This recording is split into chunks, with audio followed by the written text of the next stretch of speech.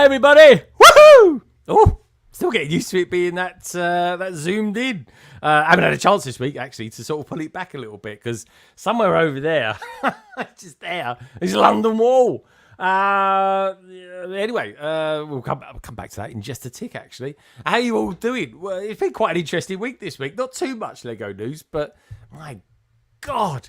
Dungeons and Dragons is here with a vengeance. It really is. And of course, we'll take a little look at that a little bit later. And of course, we'll take a look at that new gift we purchased, Mimic. Got no idea what that is. Apparently, just holds the dice. Anyway, someone who literally, I'm not joking, hour ago, didn't even know they were going to be coming on tonight, is Jesse's Brick Galaxy. Of course, he's synonymous with Dungeons and Dragons. He's even built the new Lego set, and he's even going to be doing a live stream playing the Dungeons and Dragons later on today. So we're going to find out all about that good stuff, which is jolly exciting because it's kind of like I think it's going to be one of the sets of the year. No, I know it's expensive; it really is. But I think bang for buck, it looks pretty good on face value anyway. I'm looking forward to sort of thinking, from a dungeon master himself, Jesse, what he actually thinks about it. So stay tuned for that, folks. Also, as well, if you do want to support the channel, there's a couple of different ways to do it. You can give us a super chat. And, of course, if you give us a super chat, play a video and put your name up there on London Wall. Or, of course, you can join, like so many other people have joined, and become kind of a slightly deeper ingrained part of the LBB family, which is always fun as well. So yeah, I think really we're just going to dive on in this evening. First of all, though, I do want to say hello to a few of you peeps out there, because we've got a few of you out there at the moment, nearly 40 of you out there. Don't forget, folks, everybody who is in the panel tonight, please do me a little favour.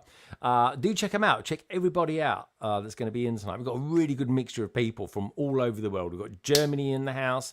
We've got Australia in the house. We've got America in the house and Canada.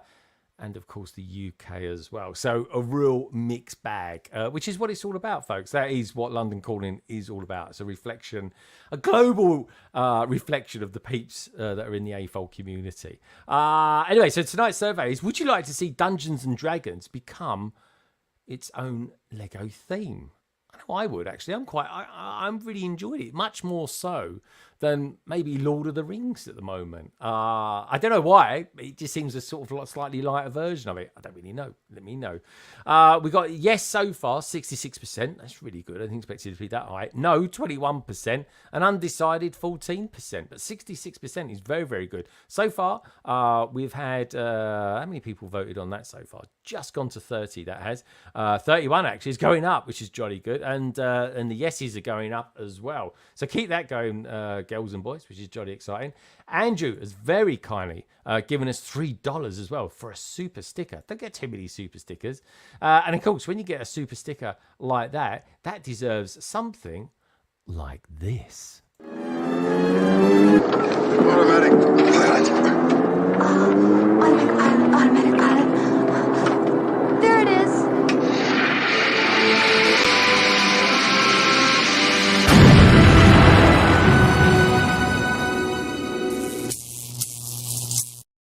Awesome. Thank you so much, Andrew. I love starting the show with a super chat or a super sticker. It's always it's quite heartening. It really is.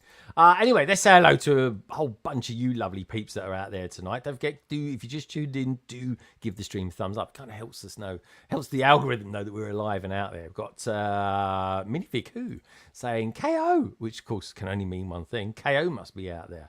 Gary's certainly out there, all the way from Ireland. Hello from Ireland. Good to see you, my friend. Emily Sykes is out there too. Emily, lovely to see you. Emily, I'd love to know where you get your glasses from. They look really, really nice. Saletscape is out there as well. He sent me some pictures in. Talking of which, actually, folks, thank you everybody who has sent me in their pictures this week. We've got a good bunch of them to take a look at a little bit later on as well, which is always nice. 2Gayfol says, happy Friday, everyone. Good to see you guys. You've changed your avatar again. Honestly, you change your avatar more than the weather. Minifig Nick, evening all. Is that a thing we use in 2 folders? Is that a thing? Because I get used to people's avatars. I really do. But anyway, good to see you. Good to see you out there. I need to know. Hey, I change mine about once every 3 years. Lego Team B says, "G'day, 216, man. We're keen." Yeah, what can I say? 216.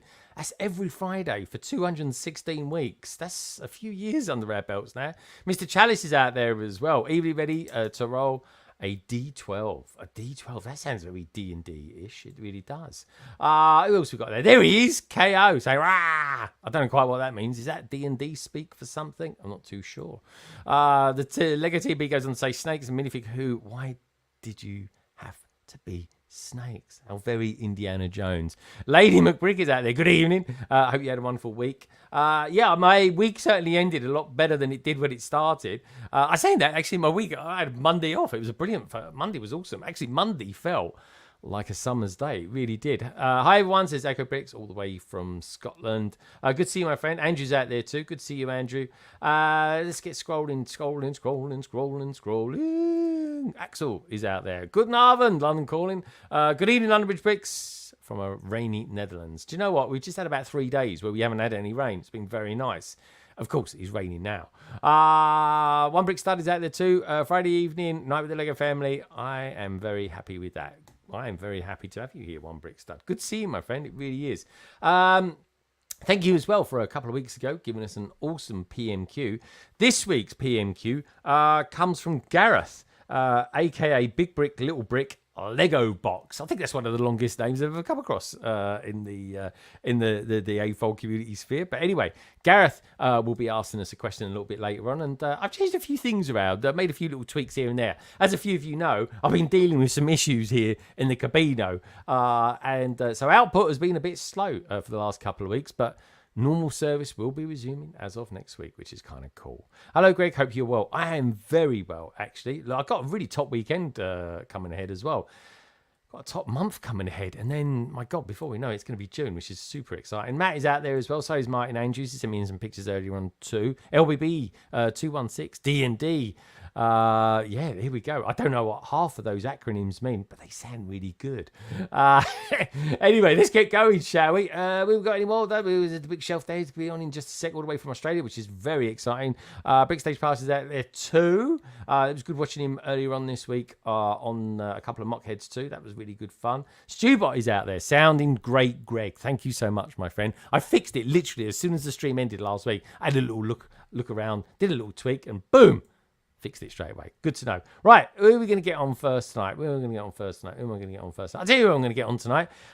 This guy, there was a time not too long ago that I thought D&D was something to do with Daredevil or direct debits and boring stuff like that. Of course, it's nothing to do with them whatsoever. It's to do, of course, with Dungeons and Dragons. And this next person who's coming on, aka Jesse's Brick Galaxy, is synonymous in the world of Dungeons and Dragons. So let's bring him on, shall we, to the London Dungeons tonight. Is, of course, our good friend. Hasn't been on for a little while, but tonight, for a one night only, we've got the, how can I call him?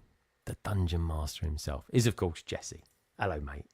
Greetings. How you doing? Oh, greetings. How you doing, Jesse? I mean, you've had an exciting 24 hours, my friend. I've been waiting for this week or this set release, right, for a long time, and I've got my hands on it early and couldn't be happier. It's been really exciting. You genuinely seem like effervescent. Like you are like literally shit. It's like this is the set that you've always wanted. Yeah, I've gone through different phases of my Lego journey, and from Star Wars to superheroes and now fantasy with a big emphasis on D&D. I would say I almost am more of a D&D DM than AFOL. I don't know. Yeah, really? Oh my word. So this is really a proper little crossroads for you. This is where both universes kind of collide. Yeah, I see a lot of little kids come into our model train museum, and they see trains and they see Lego, and it's like mind blown. And for me, it's D&D and Lego all at once, and mind blown. Okay, brilliant. And so and my first impression, certainly from you, is you like it. So we'll definitely have a bit of a deep dive into that and learn a little bit about Dungeons and Dragons. I really don't know much about it, and I'm even queuing up, I think, to watch the movie this week as well. You know, the movie that came out, Dungeons and Dragons. I think is something Among Honor Thieves. Among Thieves. Yeah, Yeah. Honor Among Thieves. So I feel like I need to watch it now to sort of learn That's a bit a about it. good like introduction for the general public to remember you know, just how fun it is for some misfit characters running around being a little stealthy and being a little magic-y and then surprise monsters Well, that are all legit from the base game. yeah, and when I look at it, I kind of think I can sort of see a little bit of, is it like, and then tell me if I'm totally off the ball, right? But I almost see like a little bit of Warhammer, a little bit of Harry Potter, a little bit of Lord of the Rings. There just seems to be lots of little elements in there, even Terry Pratchett's stuff. You know, it's I don't know, it just seems like pure fantasy, but really well done. Yeah, it's a mix of all those things. I mean, it's the 50th year anniversary of this game. Amazing. That kicked off or tangent from wargaming. So there would be more of a general and an army that you would build up, like Risk or Axis and Allies or something. And then it kind of pivoted at one point into this hero's journey. Yeah, a hero's journey. Bit like life itself. Okay, well, let's go on a little bit of a journey tonight with you, Jesse. But first of all, we need to get some more panel members in for the crew to join us on this intrepid journey and adventure that we're going to have tonight called London Calling 216. Where would you like to go to next? We've got Canada. We've got the UK. We've got Transylvania. It's full of vampires. It really is. We've got Australia. We can go all the way down there. Or you could sort of stay on a continent just to the right of you guys and go to Germany. Or, of course, we can go to the dungeon that's lower than a snake's belly, a place called Southampton. So where would you like to go, Jesse? Well, I'm wearing green, and my favorite ninja mutant builder, it would probably be from Down Under. Oh, he's from down. Whoa, that's like nicely remembered. I like it. This guy has built some amazing things. Especially when we was we earlier on this year, we was live at Melbourne, and we saw this massive structure. I learned, and I again, like I always do on London Calling, I learned so many new things, and I certainly learned a lot watching this guy, and he has built some massive structures. He's almost like a young version of the Brickmaster out there. Ryan, his name is for Lego Masters out there. But anyway, he's like a younger version. He could be, for all I know, folks, he could be his understudy. But let's speak of odd shows, of course. Tom, otherwise known to everybody out there in the Instagram universe as the Brick Shelf. Hello, mate. Hey guys. I'm honored that you brought me on because I'm a Ninja Turtle fan. Oh man, love it. Yeah, you're the standout, like Ninja Turtles. You know, like wow. I mean, because you built the big weapons, and that was that one of the first sort of mocky sort of things that you built, wasn't it? As you were going forward. Well, back in like COVID days, I did. I cleared out the junk room and I made a whole city world that started with superheroes. And turned into it ended in like Ninjago territory and went through Pirates and Wild West in between. Yeah. But Ninja Turtles is what brought me in. I watched what was it? The Lego Movie. It was on streaming, so it was after it came out in the cinemas. And Michelangelo, the Ninja Turtle, was in Cloud City. I was like, why is there a Ninja Turtle here? What's going on? Went on Google. Turned out there were Ninja Turtle sets, and here we are. Yeah. Here we are. Ninja. I mean, Ninja Turtle is massive. Is it? And it, again, is something that I used to watch the cartoon as a kid. I used to love that. I used to love pizza. It was a thing. Pizza was quite new to the UK when that was out when I was a kid. And then I've read a couple of crossover comics with Batman and the Ninja Turtles, which is bizarre, but it's really it works. I've just read those as well because my first mock that I put on show was a big Ninja Turtle there. And then the next year I joined up with a couple of mates and wait, is it in? You can kind of see it. Where am I? There. There's Arkham Asylum and Gotham Harbor there. Oh, yeah. dark in the background there. But that was my there second somewhere. year. And then someone gave me some of those Ninja Turtle Batman comics. Oh, yeah, And good that's got me stuff. into reading Ninja Turtle comics again. So Yeah. that's what I've been spending There's a lot of- definitely this thing. There's like they could almost be in the same universe. They're not. I think they're in sort of parallel universes. Yeah, but they're like, they jump it- through portals and stuff. And they know each other. works. They hang out. Yeah, it does kind Like of work. multiverse stories. There's the Yeah, and Ronin, the Last Ronin is good. And, Yeah, man. And that's then why the new movie. Yeah. Yeah, that's right. Yeah, Got to see that. I haven't seen it yet. Got to see it. I mean, funny things about Ghostbusters, and of course we've got Beetlejuice coming in as well. I mean, where's that come from? It's like what? But anyway, Recycle everything. yeah, exactly. Yeah, it's basically, folks. If you wanted to live the best decade of your life, be born around the 80s because it was when it all happened first time. I saw the press screening of Ghostbusters, by the way. So okay, all right. I'll try not to spoil it. Okay, all right. Well, we might have to ask you what you thought of it, but not necessarily go into spoilers or anything like that. But it's another Ghostbusters movie, so we've got to be pleased at something like that. But was it a good one? We don't know. But anyway, we'll find out. Anyway, Tom, where would you like to go? We've got Canada. We got Gallifrey. We've got Transylvania, and we've got Germany, and we've got Southampton. Where would you like to go? I'm up for some Dracula. Let's go to Transylvania. There we go. It's I can describe this guy. Well, I think last time I described him, I said that he was my favourite land member for wearing what is he wearing? They call it paisley or something like that out there. They do, but of course over here they don't. In fact, I was going to bring him on. But he looks like his webcam he's just run out of battery power, so I can't bring him on, Tom. He says, "Oh no, he's back, he's there." I'm getting the thumbs up, folks. We had him there. I think someone must have accidentally opened up the curtains or something like that.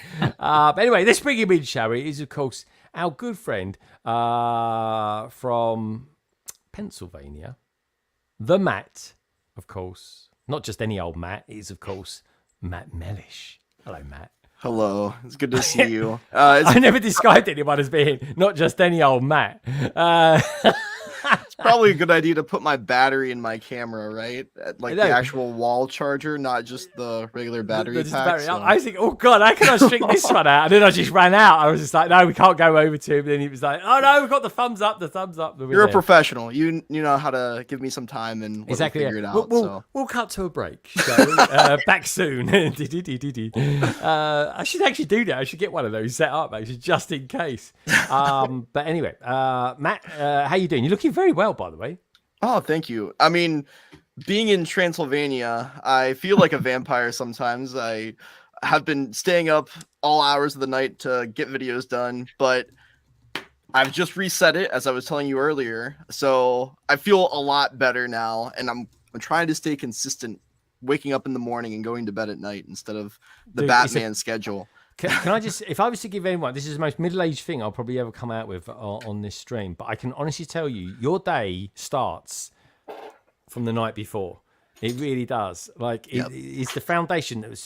Good night's sleep is so good for so many things. It really is. And it's good to have you here, mate. And I'm good to be here. Enjoying the running. You've been running so much recently? Oh, well, I had to actually take a break from running for a little bit. I had really bad shin splints, and I've been taking a couple weeks off, but I'm gonna get back into it. Yeah, I was doing like my own half marathons on the peninsula. Presque Isle is where I run at. Hi, Brad. Where I'm from here in Erie, but I love running. It keeps my head clear and helps me relax, especially working from home. It gives me a reason to get out of my house. Yeah, mate. Fresh air. That's what you need, man. You need to move and stuff like that. I mean, all the way through COVID, the only thing I was running was a bath every day. But otherwise, but I'm trying to get back into the old running. I'm losing a bit of weight and doing a bit of running. It works. Great. It really does. I love it. And it's all part of a sort of slightly kind of holistic, healthy lifestyle. Yes, I've actually missed. One of the things I miss about Jesse being on is not only an amazing mock builder, but he's got this really funny squeaky chair that every now and again doesn't sound like a squeaky chair. It sounds like something else. But anyway, let's. I love it, Jesse. By the way, I have totally missed you, and I missed you as well, Tom. It's like you. Wow. They're like They're like enigmas. Things changed after the COVID stuff. I was walking a lot stuff too, out just to get outside, and I kind of missed that. Don't really do that now. And then work shifted for me, so I couldn't really be on Fridays. But today I took off. I know it's just pure luck, man. I just literally messaged him about an hour and 15 minutes ago. I said, "Do you fancy coming on one Friday soon? Because I know you're." You're really into your D&D, and it's like, hey, I can come on tonight. So I was like, yes. Just waiting to play tonight, really. Making a bigger version of some of the rooms right now. I know. As I turn around in my chair. Let's get everyone on, and then we can have a refocus on that. Where would you like to go then, Mr. Mellish? Where would you like to go? We've got Canada, we've got Gallifrey, we've got Germany und Deutschland, we've got Southampton. Where would you like to go? We'll go to Canada. I'm sure it's a little chilly up there, considering I have snow here. So no, really? Oh God, we haven't had any of that. It's been quite nice here in Blighty. It really has. It's bound to rain though. Anyway, how can I describe this guy? Well, this guy's got some new issues with his city. He's been sorting stuff out, expanding it, but now he's back in his sort of Lego room again with all these lovely pictures. Let's find out what he's been up to, shall we? He's, of course, our good friend Andrew, otherwise known to you lovely lot out there, especially the likes of Emily Sykes, Bricking Up Brad, Lego Team B, as Bricking Brood. Hello, mate. Hey, everybody. Wow. Good to be here. Yeah. God, it's so cold up there in Canada that he's having to wear earmuffs. Yeah. Look at him. Here, I took this today at my backyard. Wow. Are they wolves? No, it's deer. Deer and snow. It's snowing there. It's snowing here, and there we have I don't know, there's a bunch of deer there. Wow. We got a couple inches up here.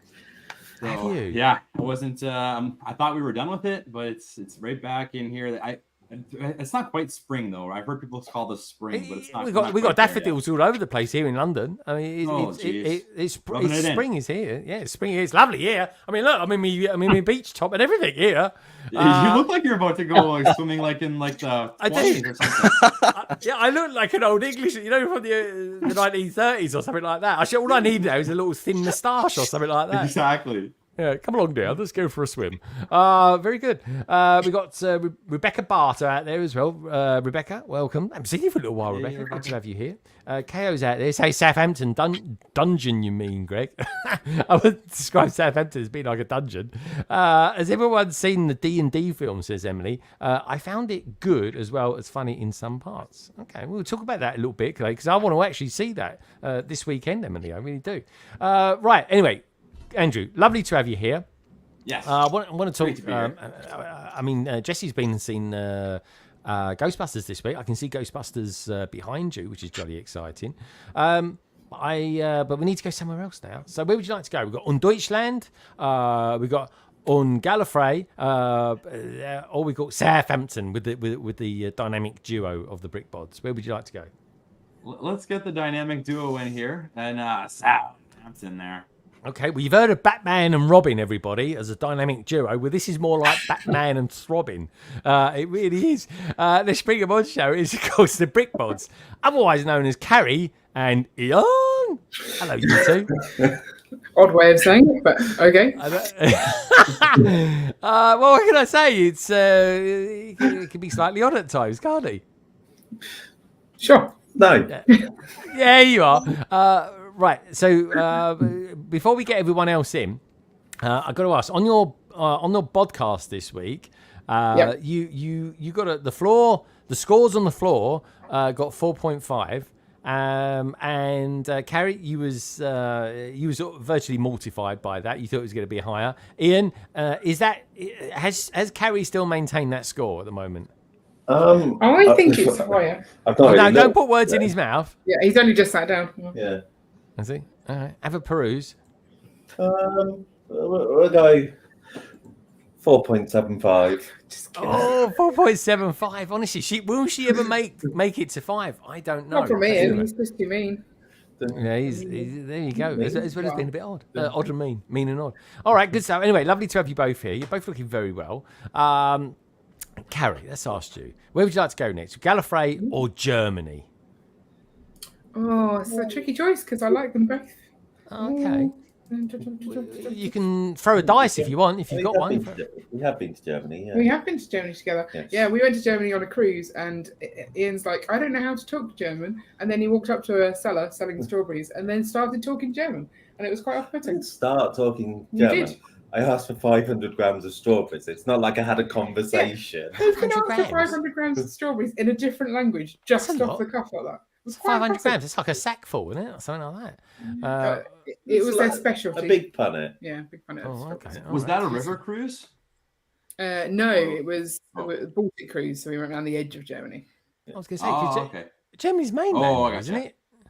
Yeah, it has some coast at the top. Does it really? I didn't realise that. Yeah, and if you go to that bit, you can get strawberries. Yeah. Ah, okay. That's handy, isn't it? Regrets. Yeah. German strawberries in other parts of Germany. No, just there. Just that's where the strawberries are. That's it. One good reason to go to Germany is they've got decent strawberries. What can I say? I'm presuming they were decent anyway. Okay, let's go to Germany then. Oh, we're going to go to Germany. Oh, okay. After that, the slightly drawn out answer, we're going to go to Germany. So anyway, Lady McBrick, she hasn't been on for a few weeks. Actually, she was about 2 weeks ago, I think. Very memorable. And we're lucky to have her back tonight, folks, because she is, of course, our German contact in Germany, on Deutschland. The Spring Green Show is, of course, the lovely, the talented Lady McBrick. Hello, you. Hi there. Does that mean that you really, really believe now that I'm from Germany?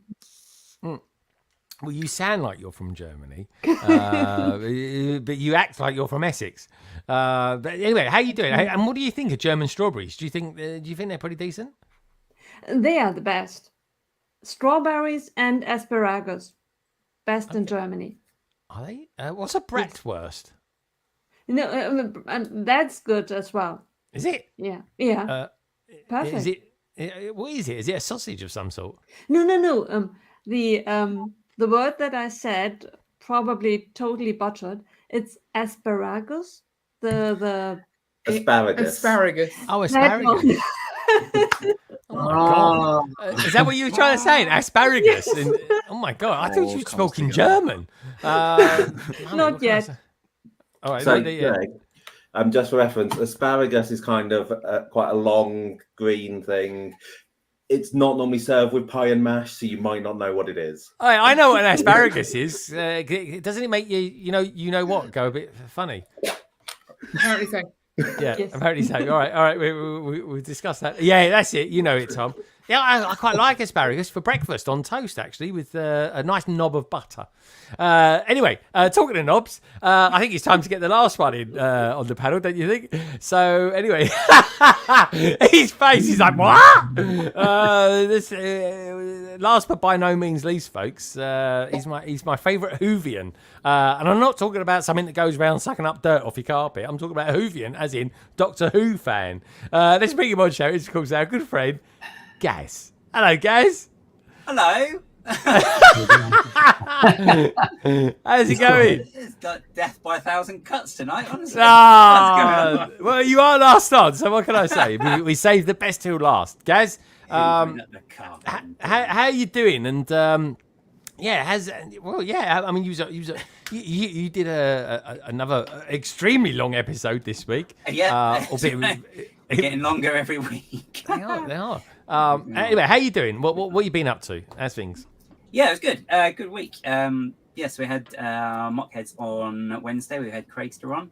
It was good conversation, and it's great seeing some of his stuff as well. And I think what he doesn't know about Mox probably isn't worth knowing anyway. So it was a good stream. Good stream.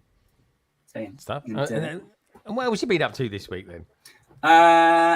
Today, I have been watching a trailer for something that just dropped as well, which looks quite exciting as well. So, is that is it Doctor Who you're talking about there? Yeah. Oh, cool. Has the trailer just literally come out? It's like I'd say about 6. I think it came out. Oh, did it? Is the premiere today or next week? Say again, sir? Is the premiere today or next week? In May. May. Yeah. They're just trying to start building up the momentum for it as well. So tell me about it. Get on the hype. So watched on D&D countdown for months. Oh, yeah. The thing is, though, you get kind of sucked into it. You can't help it. Gaz, so what's your first impression then of the Doctor Who coming out then? What we're going to get? Oh, I don't know. It just looks. There's just lots of muchness in it. That's all I can say, really. It's there's a lot of it. I've got to go through the trailer a couple more times to try and break it down. But it looks like we're going here, there, and everywhere. I think there's dinosaurs in it, monsters in space, back on Earth, back in the '60s, back in like Bridgerton era as well. So, I really could get their money's worth out of those sets. That's why. Yeah. Which I don't mind actually. And the '60s, I think I've seen him in his sort of '60s outfit. The Doctor. It looks good, man. It looks well cool. Yeah, definitely. So. It'd be really good though if they dressed him up as like the Doctor Who from the '60s. That'd be quite a good idea, wouldn't it? Yeah, good do. I'd be up for that. I love a bit of Doctor Who, man. Love Doctor Who. Yeah. All right. So, you been up to anything else? You done anything else? How's your lights coming along? Because last time I saw you, you just keep buying lights for your mom. Oh yeah. So I fitted some on the weekend, and I've decided that I should probably just get a couple more because why not? So yeah, I'll do that, I think, and then that'll be it because I've still got to work out how to actually attach a couple as well. Okay. But once it's in, it'll look really good. That's the plan. Good stuff. All right, I'm enjoying this because your mocks seem to be evolving for the various different sort of displays that you're going to be doing this year throughout the year, which is kind of cool. So I think the next big one where the big change will come is October. So plenty of time. October's Steam, isn't it? October 6th, I think that is. Yeah, I think so. Yeah. I got to book my tickets up for that. So for all you lovely lot that are on the panel from England, which is basically me, these guys over here, over there. Are you Brickbods? Are you going to Steam this year? We hope so. They haven't opened applications yet, so no. I don't know. You can buy tickets for it now. Really? Yeah. Well, we better check that we haven't missed the deadline. I doubt you have, but anyway, okay, that's good. I'll be checking that out then. Because I'm in Turkey on Saturday, so I get home from Turkey, and that's the place, folks, not the bird. And I'm going to be anyway, it should be nice and brown. And I thought, where else can I go to get a nice suntan? I'll go to Swindon. So hopefully see you guys there on the Sunday. Swindon. Sea and Swindon. Sea and Swindon. That's the one. Yeah, Sea, Sand and Swindon. It's just how the phrase goes, isn't it, guys? I don't know. Yeah, I'll be wearing this T-shirt probably still. Emily Sykes says, "Hey, guys." They love Michael Knight too. Oh yeah, the Germans do. Blimey. Oh yeah. They have a bit of the Hoff. Rebecca says, "Hi, my fave Bluey builder. How's the family? Can't believe how many hit the video has gotten." Yeah, there we go. It's There was one video that it's just ticked over 14 million views. Oh wow, million. That's awesome. Because this really cool. Well, show us around. Show us around, Rusty. All right. So the video was this ball moves up and down because there's a backstory. So this is the #1 Bluey episode. There was a top 100 countdown on the ABC where Bluey started here in Australia, and this was end of November. The top voted episode was cricket, and I was like, it was 7 a.m. to 7 p.m. and they just played 100 Bluey episodes, and it was a countdown all day. It was the best day ever. It was a Sunday, and I've got a 1-year-old and a 3-year-old, so we just had Bluey on the background. We go down the beach in the morning, come back, Bluey's still playing. They stayed up till 7. We had late dinner to see what the last episode was. And when it got to top 10, there was some, in my opinion, questionable hits in the top 10. Like some of the episodes were not as good as others. And it got to top 3, and I'm thinking, cricket's not even going to make it. And I'm genuinely, I'm a bit desensitized now because it plays on a loop in this stadium here. But when I used to first watch it, even talking about it, I would choke up in at least 3 spots in the episode. It's just really a beautiful story. Is it sad, or is it just like? No, it's just so Rusty goes to school with Bluey, and his dad is in the military, so he's away a lot. Mm-hmm. And they kind of set it up a bit like a Slumdog Millionaire type story, So Yeah, there's yeah. 3 dads at a birthday party. They're playing cricket, and everyone's had a go except Rusty. And they're like, "Oh, your turn, mate." And these 3 dads. The episode is these 3 dads trying to get Rusty out because he's amazing at cricket. And so each time they'll like decide that they're going to throw a different ball at him. Like, so Uncle Stripe says he's going to throw some spin at him, and the quote is, "Uncle Stripe can't spin to save himself, but if he can land it on the crack, he might have a chance to get Rusty out." Oh yeah, But yeah. and then it goes, but little did we know, and it goes to a flashback where Rusty had to go home with his mate Jack every day that his dad was away, and his mate's Jack's front yard is just a junk heap. There's just roots and rocks everywhere, and so he got used to playing on the rough wicket. So he just hits this one for 6, no worries. And so this ball goes up and down. Let me try and get it going now. I didn't want to keep it running because it's loud. I didn't think that they grab on it now. Can you see under there? Yeah, we can hear you. Name's okay. yeah, if I get it. Well, mine don't get in the head by that. I've got a big car. I've got a big car battery under here. Oh, here we go. So that it'll run all weekend the without ball's going. to change the batteries. It's like techniques going on there. Yeah, there is some technique under there. A mate of mine, R. Beckett, helped me sort it out. He's just the technique master in Australia. He runs all the great, the giant ball contraptions. Yeah.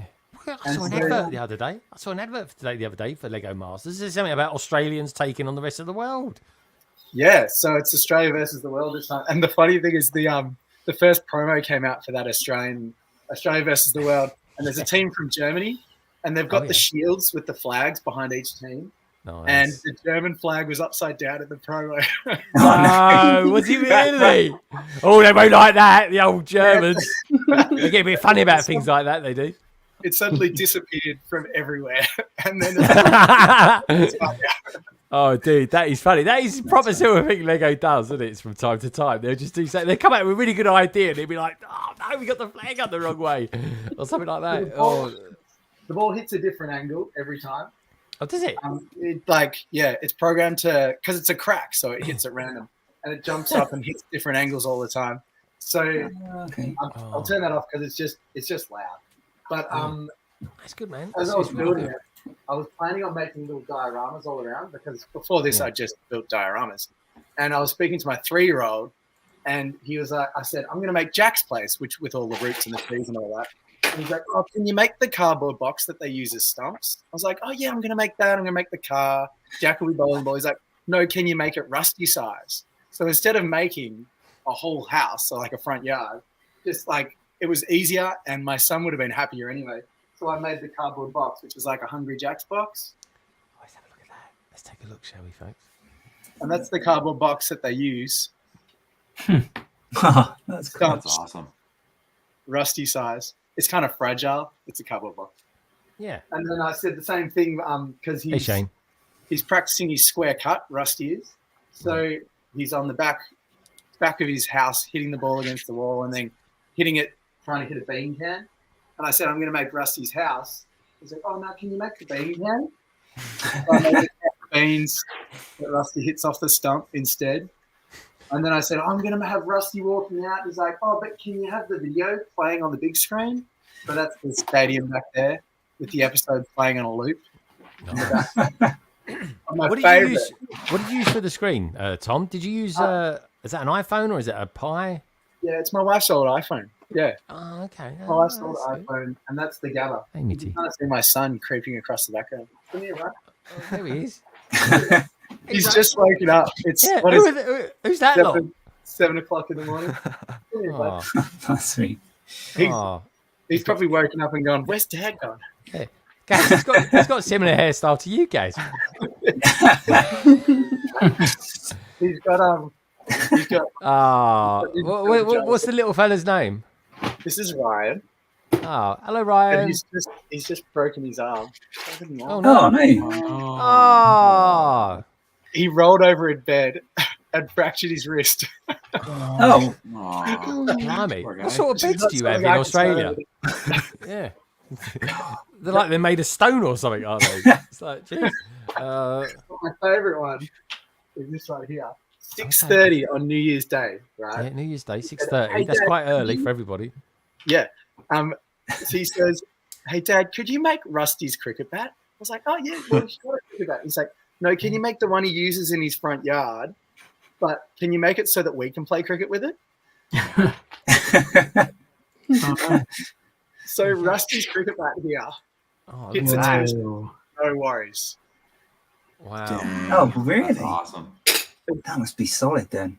Yeah. It is solid. You must have glued it. You glued that, No, there's surely. no glue in this one. Really? If I pop off these back panels here, ooh, clutch power.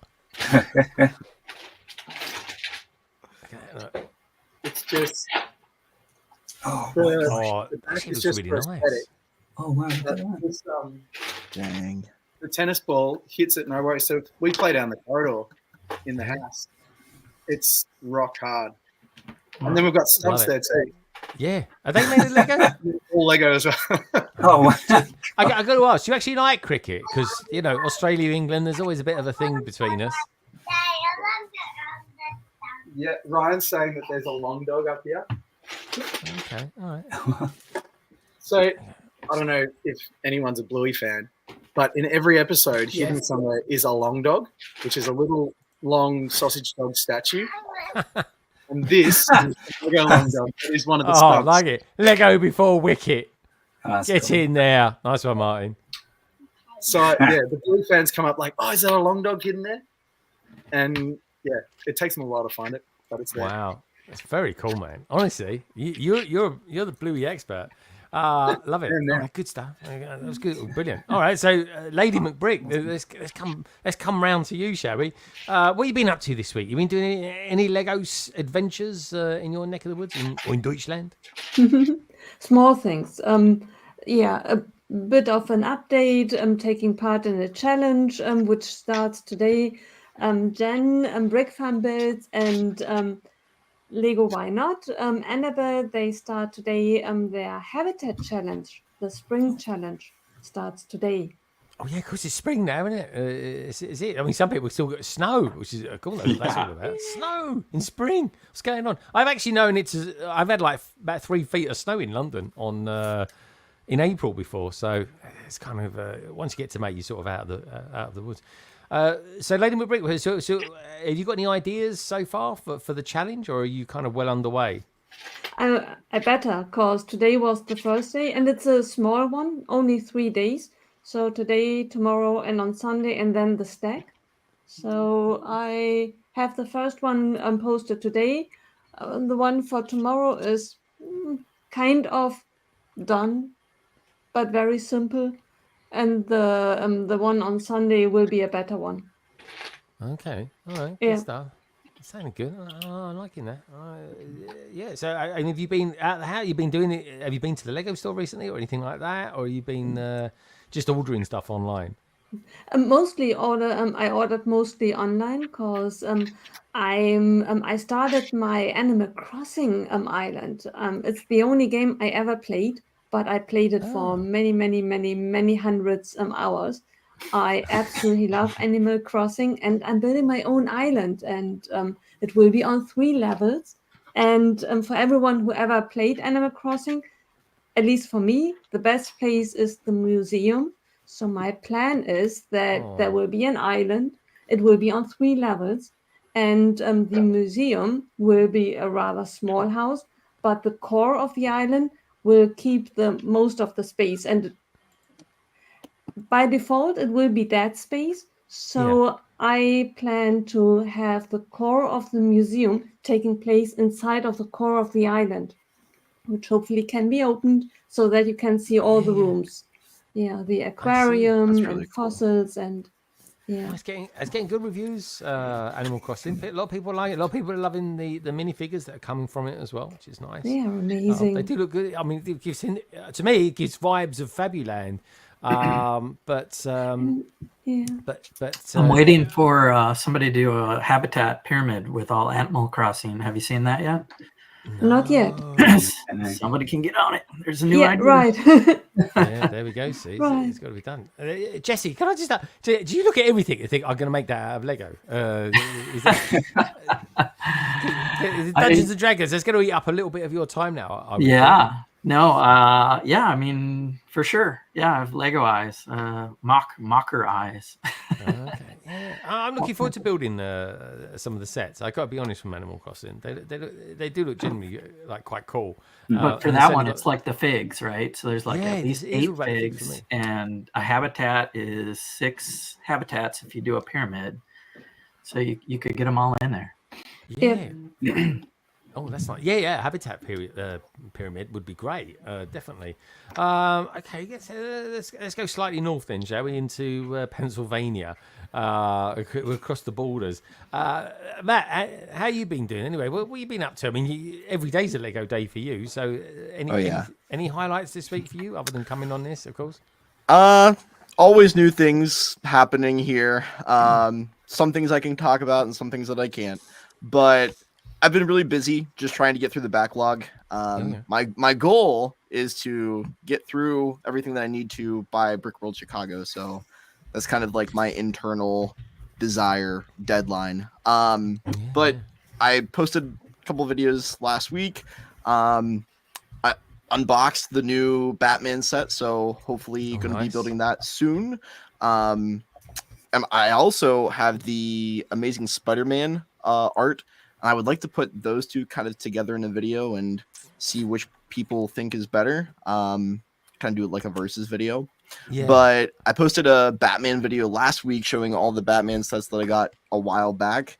And it's funny, like when I make videos like that, I end up looking at the same set for a while, and I'm not sure if I like it more or less after that. Is this the one where you dress as Batman? Oh yeah, Matman. Matman. Okay, Matman. What's Matman's superpower ability? Is it? What would that be? I don't know, but he needed the typical Batman schedule in order to get through that video. Staying up late at night and working hard. That's it. I love it. It's funny how long, like 1 minute worth of a video will take me sometimes. That's my problem that I'm trying to work through. I said to some friends that I sort of quite in the Lego community, this is how long it took me to make I think it was something like 7 seconds of video. And I said it literally took me about 2.5 hours before I was happy and got it right. Yep. And they're like, "My God, I could never do that." And I'm like, "It was a video that did really, really well." It was the one I did with the baby, the first CMF series that came out with the classic Space Baby, and it was to the song of "You Will Be Popular." You're going to be popular. That one, and I loved it, and everything about it was like brilliant. But it took hours because I had so much B footage that I just didn't use for it. But to get to the scenes I wanted, it took blooming ages. But it was well worth it in the end. Anyway, I love it. Yeah, and that's the thing for me too. Like, regardless of how a video does, if I enjoy it and I get what I wanted to out of it, that's all that matters. As long as a couple people enjoy it out there and I like it, that's a job well done in my book.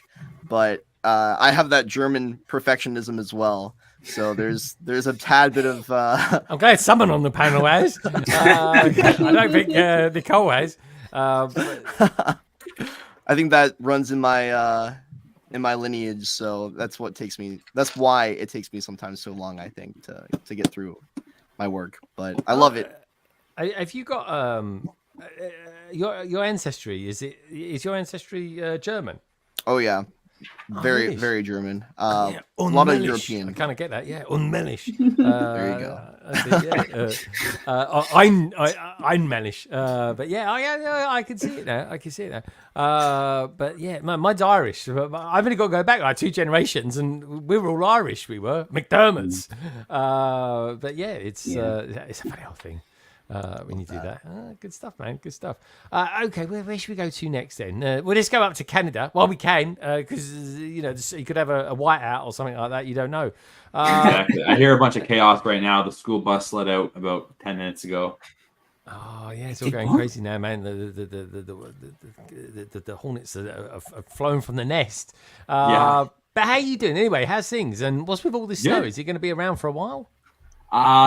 It's warming up tomorrow, hot like degrees Celsius. It's going to be a high of 7 tomorrow and low of 2. So I imagine it's going to be warming up and hopefully that snow should be gone, I suppose.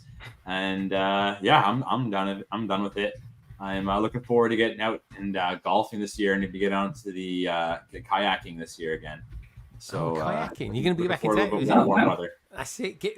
Get to work on your shoulders again and stuff like that. Yeah, that's good. Oh, yeah. There's the action there. There we go. So, I thought. Am I at the club or am I kayaking? I don't know. Is that really? I look like that when I'm on the cross trainer. There we go. I went last time I went Rome with a friend of mine. He lives in France now, and we was. Because the rowing boat was so stuffed with people, there's like 6 of us on this rowing boat. So I came up with a bright idea. I said, well, why don't I row like this? So I got on my knees and sort of started rowing. And this is a normal rowboat where you normally just row like this, right? And my mate, and he was just rowing as well. But what I could not stop doing it. I did it 3 times. I said, I can't do this anymore because I'm going to hurt someone. I kept hitting him in the head with the end of the boat. So I'm doing that, and every time I did that, he was doing his position as well. A donk. It was a proper donk on the head as well.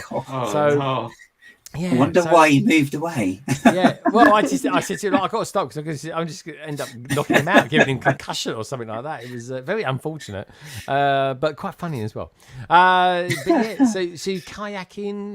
Well, what about that? There's that boarding thing that's out there. As long as you're on calm waters, you can stand on a board and sort of slowly row around. Do you ever do that? Oh, yeah, paddleboarding. Yeah, that's pretty big. Paddleboarding. I've done that once, but it was on my honeymoon. We did it, but it's all the rage around here. I would say a lot of people have them, and yeah, mine's underneath Arkham back there.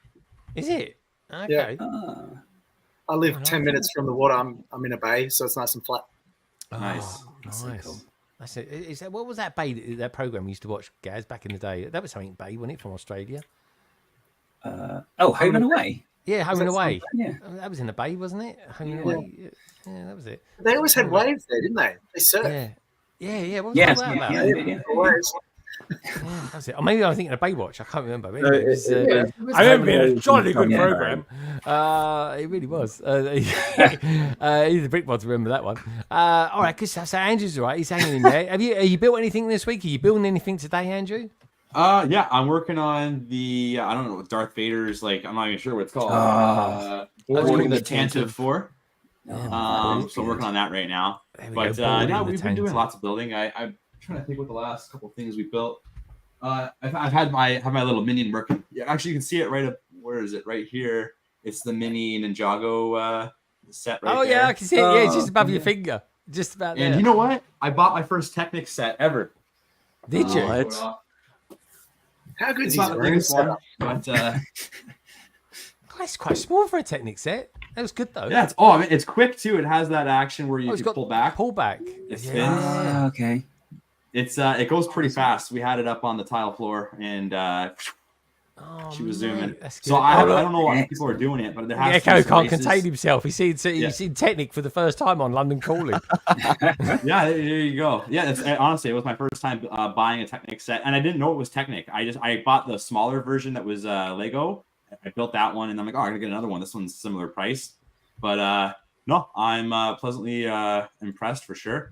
And I imagine, I don't know if they have it figured out yet, but I bet you in Chicago you'll see people racing these or something like that. I'd be up for that. I've done that before. I've done it with Tech. Me and Tech, we made a video together once, a collab, and part of it was we were racing. I think I had something like I had one of they had these big monster trucks, and he had another one, and we were like doing literally like smashing them into each other and racing them. His wasn't a monster truck though. His was another type of pullback.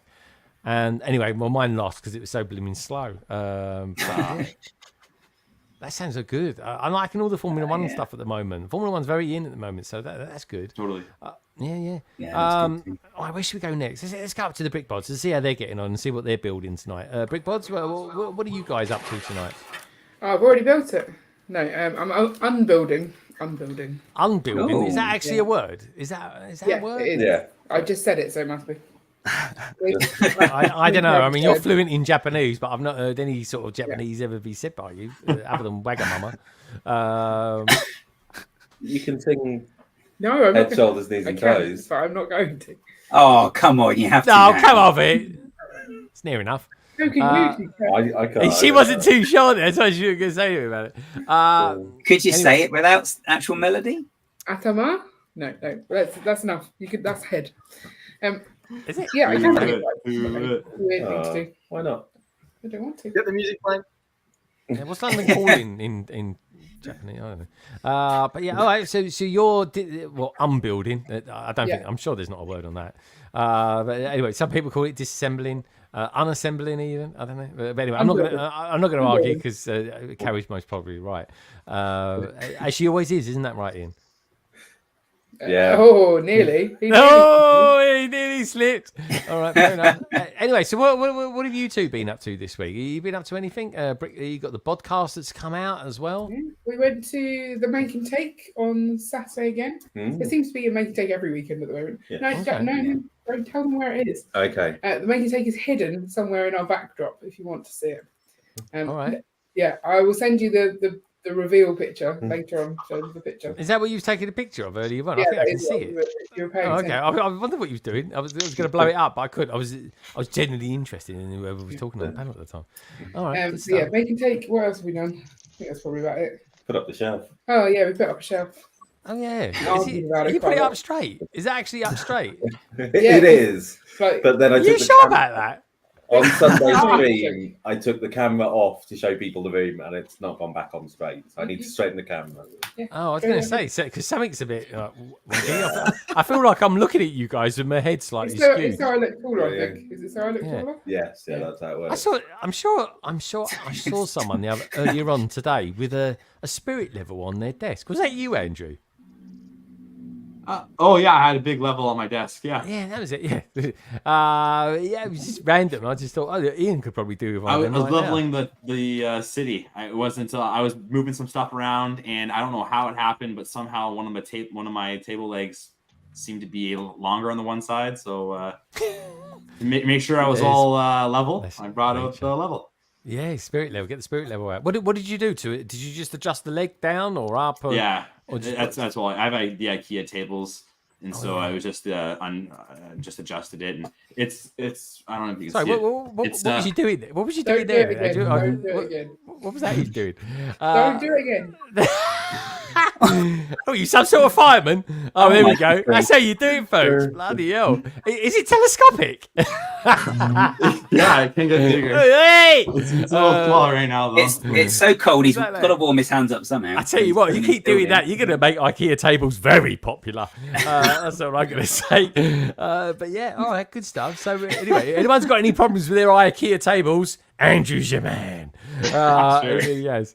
You should make a video on that, Andrew. Honestly, I think it would do rather well. Anyway. hands. Yeah, just imagine what you'd be like with a cricket bat, Tom. My God, spinners wouldn't have a chance. But anyway, I'm curious actually. Matt, do you actually know what cricket is? And it's not an insect, just in case you're wondering. I'm assuming it's some sort of sport where you have a paddle and you hit a ball. Yeah, honestly. Yeah. We invented it, but we're terrible at it. That's the problem. That's not true. We were doing quite well last year. Actually, I think we're doing all right. It depends what we're playing in. It's dropped off since, but yeah, the kind of shock and awe tactics of going in fast and just trying to do what you can in a short amount of time. You know? Is it possible for one cricket game to be like a day? Like it goes on for a long time? Oh, days. It's called a test. Yeah. Okay. Honestly, it's for retired people, I'm sure. It is a test, definitely. It is. I used to love it. Do they take pauses at night, or do they just have the whole team like take breaks? Oh, there's very civilized hours and lunch breaks and tea breaks, and it's all cricket. All right, there you go. All right. They have lunch, they have tea, I think they have supper, and if it's getting a bit dim, they say, no, we ain't going to play. That's it. There's a little sprinkle of rain. Get the sheets out, cover the pitch. Oh, yeah, rain stops. That's it. It's like Wimbledon. It is. That's going to be starting up again soon. 5 days can end in a draw as well. Yeah. They draw it out. It was back in the days when there wasn't no such thing as cable TV or anything like that. Everyone had a line. You could repay. I actually did this the other night for the first time. Oh my God, I should have uploaded it. I need to do this because I found a Lego story. I was reading the paper. So I got on the train the other night coming home. When was I? It was what day was it? Was it Tuesday? Oh, I was in the office anyway. And then I went to the cinema. Oh, it was Wednesday. It was Wednesday night, and so I went to the cinema over in Leicester Square. I thought, well, I'll have a little bit, have a cheeky look into the Lego store as well while I was there.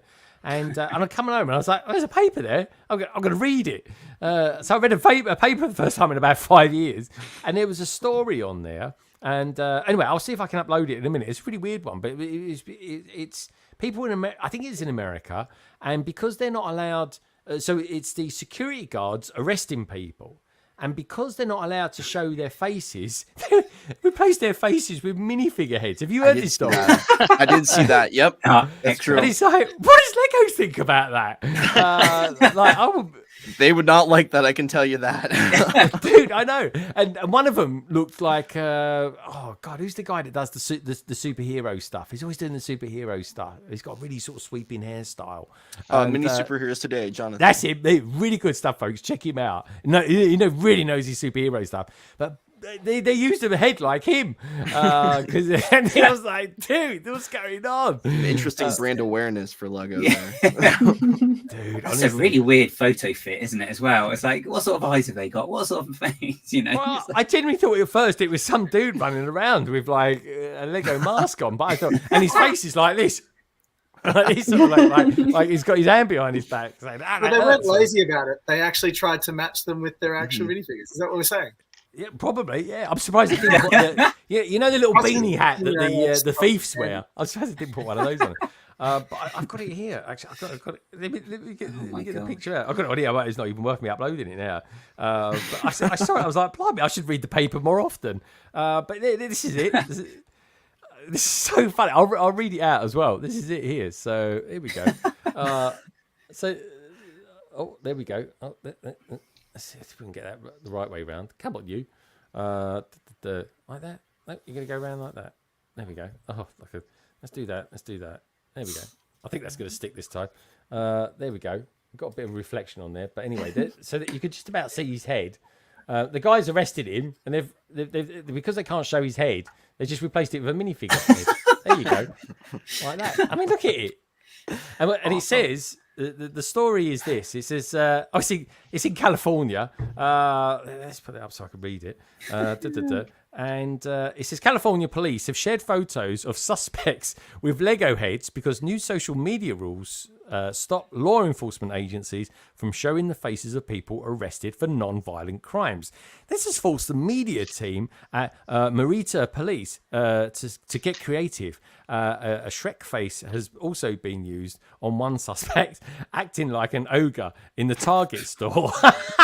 And but there we are. That is him there. I mean, how cool does that look? I mean, I'm trying to work out whether I would want the wrath of the Lego legal team coming at me, or whether I'd like to breach privacy laws on social media. That is the thing, isn't it? Or this is what happens to land members when they do a dodgy review. They get arrested like that. So watch yourself, Matt. That's all I'm going to say to that. But I couldn't believe it. I thought, what a brilliant story. There we go. That's a lot of effort. You could just use a smiley or something, really. It's like, surely it is. But could you imagine the Shrek? They're probably there'll be some law out there. They'll be able to counter sue this. They'll say, I ain't no ogre, and sue them for that. That's when you do an illegal build. That's what happens to you. Oh, yeah, that's right. There we go. That's it. Some dude from Denmark coming in and arresting you. And if it's a really bad one, really illegal one, they'll taser you or something like that. We'll get them in the future. 20 years from now, we'll be able to buy Lego tasers or something like that. That come with about 25,000 AA batteries. Can you imagine that? Blimey. Anyway, you heard it here first, folks. Anyway, let us know if it's true, if someone's watching this back in 2059. So anyway, let's see what Kerry's up to. She looks like she's doing a bit of gardening or something. She's just putting stuff away. I dismantled the set already, so she's now putting all the pieces into the drawers. Putting all pieces into the drawers. Okay. And what's she got in the drawers then? What pieces are these? Here we go. Look at this, look. Who says Great. entertainment's dead? Eh? Some Vanna White action there. Jeez, yeah. What's that in the background above you, above your head, Carrie? Looks like a hairdryer. It's a drill. Oh, yeah. I was quite close. Don't put one of those near your head, though, folks. Yeah. What you got a drill up there for? Obviously, Ian's put it there.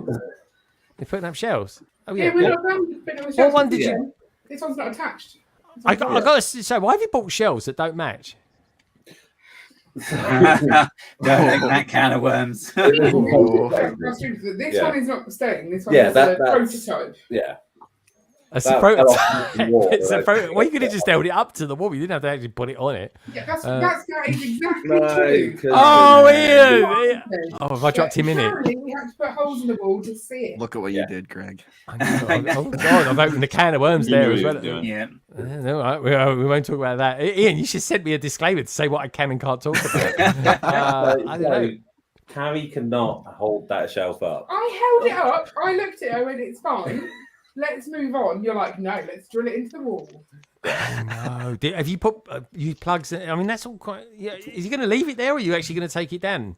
No, I'll take it down. Are you going to fill I it? was trying to work out if we can identify where the shelf came from. Then we could just buy one in white, and then the bracket, you'd just slide it off and attach the one onto the paint bracket. it. What about paint it? Just paint it. Save some money. Just get some cheap old paint. Oh, there we go. They've discussed that one already. No, because it needs to be gloss, and I hate painting gloss. Why? You just got to finish with an upstroke. That's all. No, because you have to do so many different sand levels, and then you need to actually thin it down to get the decent coat on the end. It takes so much time. Did you not just use car spray paint? Yeah, you could do car spray. That'd be it. You could have like a little Banksy, set up a little Banksy in your room or something like that. No, car spray paint won't stick to that. Yeah, you could do Bodsy instead of Banksy. First, and then, you still yeah, Bodsy. Oh my God, I just remembered something else I saw last week. So I'm away last week, right? I took a photograph of this. Right, you know we're always mucking around with so the brick bods. They've got a thing about caravans. They really have. They're not travellers or anything like that, but they love a caravan, right? Well, anyway, so I one holiday in a caravan. And now you have a thing about caravan. One's bad enough, Carrie. One's bad enough. You're now labelled as a traveller. There we go. Got maybe I don't know, a couple of generations back, there were travellers in the family. And anyway, so I'm when was I last week? I was in Kent actually. Very, very nice place in Kent, and so I went for a pub lunch. Very nice it was. I had a lovely ploughman's lunch, and then for dessert I had a lemon meringue, which was gorgeous, I have to say. It was really thick meringue, lovely lemon meringue. And then I was driving off, and I was like, some people have pulled up in some caravans, and one of the caravans was a Heimer, which is like quite a posh caravan, right? And it had, you won't believe that on the number plate, it had BOD as their number plate. I thought, it's got to be Carrie and Ian's, surely. So here we go. This is Carrie and Ian's caravan, folks, down in Kent last week. There we go. With if it what's the name's in, you'll see it says bod on it. There you go. Oh, you heard it for a second there. There we go. Oh, yeah. Well, it wasn't us because we were here arguing about shelves. Are you doxing someone's vehicle? Yeah, we don't know who, so it's fine. There we go. There we go. Yeah, the brick bods. That's it. They're branding throughout. Even their caravans branded. But there. So yeah. But anyway, what's easier, putting up shelves in a caravan or putting up shelves in a house? I mean, putting up shelves in a caravan is difficult, isn't it? Because it's not a standard structure, so you can't drill into it. The correct answer is I don't know because I've never put shelves up. Yeah, but Carrie, he indulges us. Look at that. Look, the more you do, the better. So she's like filing away over there, isn't she? Has anyone told her she's on a live stream? Just saying. I'm working as well. I'm getting stuff done. Honestly, don't worry. You're not below the shelf. Yeah. There's a lot of blank space there. What's the plan below the shelf, guys? Don't go there. Yeah, so there's going to be another shelf around about there, and then the space underneath is for filming sets and stuff. So there'll also be lights put into the shelf as well, so we can have better lighting there. Make sure they don't flicker. You don't want flickering. It's like watching one of Matt Elder's reviews. His flights used to flicker all the time. Honestly, it was a nightmare. Last time I was on here, that was a very different setup. Is this a different room? Oh yeah. Well, yes, yes. That room. That room, you can't even get in that room anymore. It's a write-off. Like, literally, they've had the council round and they've put hazard tape across the doors to not go. You're not allowed in that other Not far room. off, to be fair. Yeah. Currently, just in the doorway of that room. Yeah, so can we talk about this? Just in the doorway is not where I wanted you to put the massive, really heavy box of Lego. I thought you were going into the room to put it in. No. I tried to go into the room and I could not get in. Oh, it's Why kicking did you off. do that? I see. That's it. Ian, go on the left side, please. I'm not used to you being on the right side. Well, yeah, all right, carry. Not impressed. Blimey. Hold on, sit down. I think this is a TLC show ready to happen. It is. It is. It's a sitcom in front of our eyes. Isn't it? Hold on, Carrie, are you sitting on a booster seat or something? I'm not sitting on the How are you as tall as Ian? Like, Ian's about 10 foot taller than you are. I can sit up. If that helps. He's got a taller chair because his legs are longer. But Why he's not? slouchy. It's His fine. legs are Look, definitely if you do longer. well, it's really funny. Oh, he's Ah. actually Yeah. sometimes I grab onto his chair and he's not ready for it and it just disappears. It's really funny. Oh, hello. Okay, good stuff. Good stuff. Insightful. All right. So this fine. Let's really in a little bit, shall we, folks? Let's get really back into the Lego and we'll get away from the DIY kind of side of things. Shelves. Ian can't stop himself. Jesse, Dungeons and Dragons. It's like you've died and gone to heaven. You've got D&D mixed in with a big splodge of Lego. Tell us all about it. Tell us about the set and tell us about the dragon, because I'm a big fan of this dragon. I think it's Dragon lovely. that's just sat behind him as well. Let's have a look at the dragon. Yeah, I've never said this to a bloke before, but show us your dragon.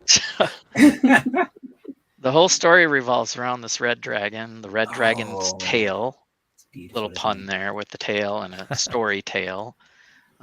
It's for big. D&D. Oh my god, it's so big. It's like it's really Yeah, they got the colors right. And although Jesse, I really like the green dragon from the idea original. set, it's probably proper for them in mainstream to have red dragon and red dragon fire.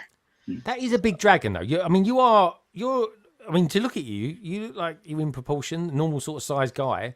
You're not like a little person, are you? Because that dragon is massive. Right, there we go. Yeah. No, wow. Look at the scale. Oh, wow. That's good. I can't wait to meet you, Jesse. Honestly, I've got a big hug for you, by the way, when I do. There's a little architect. You can move some of the parts, but it's quite fragile, actually. Is it? Okay. You can spin the leg, but a little bit of it's on a mixel kind of joint, so it pops out of there, kind of. Okay. The scale, I'm not sure quite why they put just the studs showing on the back. Maybe. Oh, that's weird. It's a proper 2x4 brick there. Yeah, Cool. that's how it ends. I don't know why they left it that way. Well, if it was Ninjago, you would have a saddle there. Yeah. Oh, that is a little bit bizarre, but I mean, it's bad. What's and then the eyes. Yeah, what's the eyes? Pretty wicked with the horns, but you can't really see that printed part up in there. Just about see. Is it tiny? Isn't it? Oh, I can. You can just see it. You got to really look at it from the side. Oh, it's printed on a wedge plate, isn't it? Is that right? Printed on a wedge plate. So it's cool, and the ears with the wings, and really great parts with the orange and the tan, and the broom piece finishing off that horn. Oh, that's amazing. That's really good. That's great. That is great. Yeah, we got another dragon. It's pretty well done. Yeah. Okay, cool. Let me just do that. I tell you one thing I did want to ask you about the dragon. Sorry. There we go. Is he? Let's bring him in. There he is. We got you back, Tom. One thing. Don't worry, mate. Don't worry. You got you back. One thing I did want to ask you about the dragon is the wings. I've had some people moan that they don't. I mean that in the nicest way, by the way, folks. If you happen to be one of the moaners, they don't like the way that the wings are attached. I think they look okay to me. Yeah, some sort of T-bar or something like that. What's your thoughts on that? Again, preference, I guess. If you want flapping motion, it's not going to happen. It's on a spinning. It's on a spinning thing. Okay. That's quite cool. So you can give it that It's like an click it in an Ornicopter directory version or of a whatever, dragon. but you can't really do anything else with it. Okay, but this is, I mean, to be honest, I mean, it's an adult set, isn't it? Or is it? I mean, Oh yeah, for sure. Yeah. But it looks good, doesn't it? I mean, okay, from the Dungeons and Dragons side of it, and this being the dragon side of it, was you happy with the dragon that we got? Yeah, I had to just kind of rebuild it as it was shipped to me as the dungeon master. That's why I have it. And Dungeons and Dragons, you got to have a dragon. Yeah, I've got a lot of Ninjago dragons, and might try to mock something for Chicago. So like an ultimate dragon or something like that. Mm-hmm. Oh, dude, that would be good. Now, before we go on and talk about take a bit of a dive into the Dungeons and Dragons, folks, there is a survey running at the moment. That survey asking the questions: would you like to see Dungeons and Dragons become its own Lego theme? So far, we've dropped a little bit back, actually. Yes is saying 59%. This is with 59 votes. And no says 24%, and undecided 17%. So it's pretty good. It's pretty good. And also, as well, everybody who is in the panel tonight, folks, do check them out. You'll find all their details down in the description. But I was watching this back as well, because we're an hour and 17 in. Leave us a comment. Say hello. Let us know a little bit about who you are, because this will be watched 2/3 again after the stream's finished. So we normally get around the sort of 450, 500 mark. And by the time this stream ends, it's normally around sort of 300. So we get a good percentage of people watching this throughout the next few days or so, especially over the course of the weekend. So say hello. And I want you there as well. Give us a thumbs up. Anyway, Jesse, back to you. Back to Dungeons. Okay, we must do a little video on that as well. And not forgetting, folks, so we've got Gareth coming up a little bit later as well with this week's PMQ, which is actually a pretty cool one, because it's asking a particular question about mock building. But anyway, Jesse, back to you then. So you are a dungeon master. What does that mean? What does that incur? That sounds like hard work. That does. Right. It is a lot of preparation time. Because I used Lego before this set came out. We've been playing for over a year now with my AFL friends. You kind of have to follow a storyline, and then prep for characters to take left and right turns, kind of choose your own adventure, let them move around, but then you have to prep kind of like a battle scene, right? So usually I'll build one or two like maps, larger scale, so the characters can move around and fight the monsters. So I'm not really playing, I'm playing all the monsters, if you will, and all the non-player characters, and 4 to 5 other friends will play the heroes, if you will. And that's what a dungeon master does. Right. Okay. So you called how does a game end? I mean, is it just basically last man or woman standing, or? Right. Yeah. You pick either a cliffhanger moment, like ta-da, you open the door and here's the big bad guy, and we'll see you next week. Or you finish a battle and loot the room, and you're pretty much like at the end of the long night, usually at the end of a big battle, and decide that you will continue later. So it's a continuous adventure. Like I said, we've been playing for a year. It was like the same characters almost every week. Yeah. Through. And do you play with anyone we know? I mean, I know Amber Lyle got into D&D. Well, Larry Legend. Yeah. And Nikki is not super well known, but she's in Denlug and doing good things in Denver. Troy is Agents Mock. He's one of my good friends that we did the superhero stuff with. Him and Alicia both play. And then Mel Brown, of course, Lego Master, started off playing with us. And cool. Reed is the host of Friday Night Bricks. We kind of followed Friday Night Bricks. So after your show here, Friday Night Bricks kind of goes on. And then a little bit later, we do Critical Bricks. So most of Friday night. Honestly, it's like the beginning of the weekend. It really is. So you're going to be doing a live stream tonight yourself, and you're going to be the Dungeon Master on that as well. Yeah. So tell us about that. What's going to what time EDT will people be tuning in, And what would they expect? 8 o'clock Central Time is 9 o'clock Eastern, and then you can do your math from Eastern. Yeah, 9 o'clock Eastern for us here in the UK is actually, it's not too bad. It's 1 o'clock in the morning. So if anyone wants to be up for that, they can. Next week, don't forget, folks, the clocks change next week. So it's like, I think it's next Sunday or something like that. So then we realign. The rest of the world then realigns with the Americans.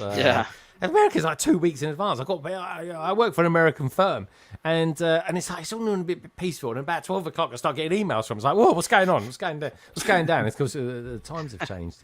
So another big investment for the dungeon master is all these resources, right? You have to buy these stories to help you tell a story, and usually it's something either straight from D&D, and you can get the digital version also, but it's nice to read from a book and see the pictures and the maps.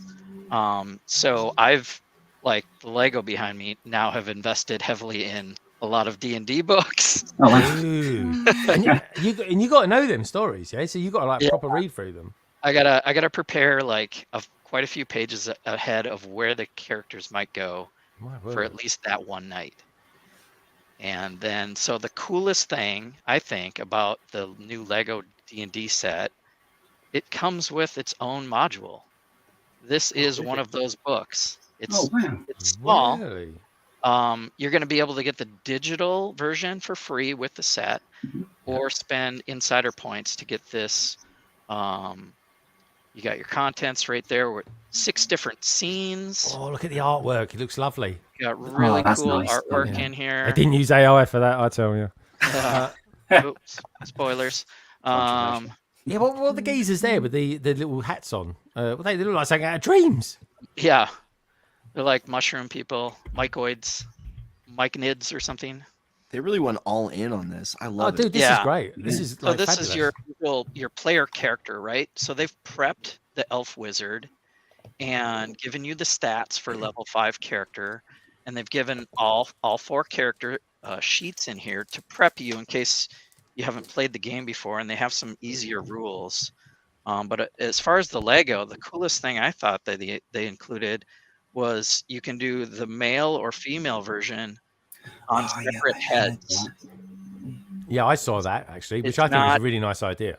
Yeah, it's not just spin it around. There's actually 2 separate heads for more masculine, more feminine, and that I thought just plays right into the game, because you want to, you and they haven't named these heroes. It's just dwarf cleric. So it's like you come up with the name, then it's more personalized, and switch some heads around or whatever you want to do, and you could play the game quite a few different ways. So that was the biggest thing for me, is amazing, because I was already planning to play D&D using the set, and then when it finally came to the land, so they're like, oh, it came with its own module, so I didn't have to homebrew it. And what's it like?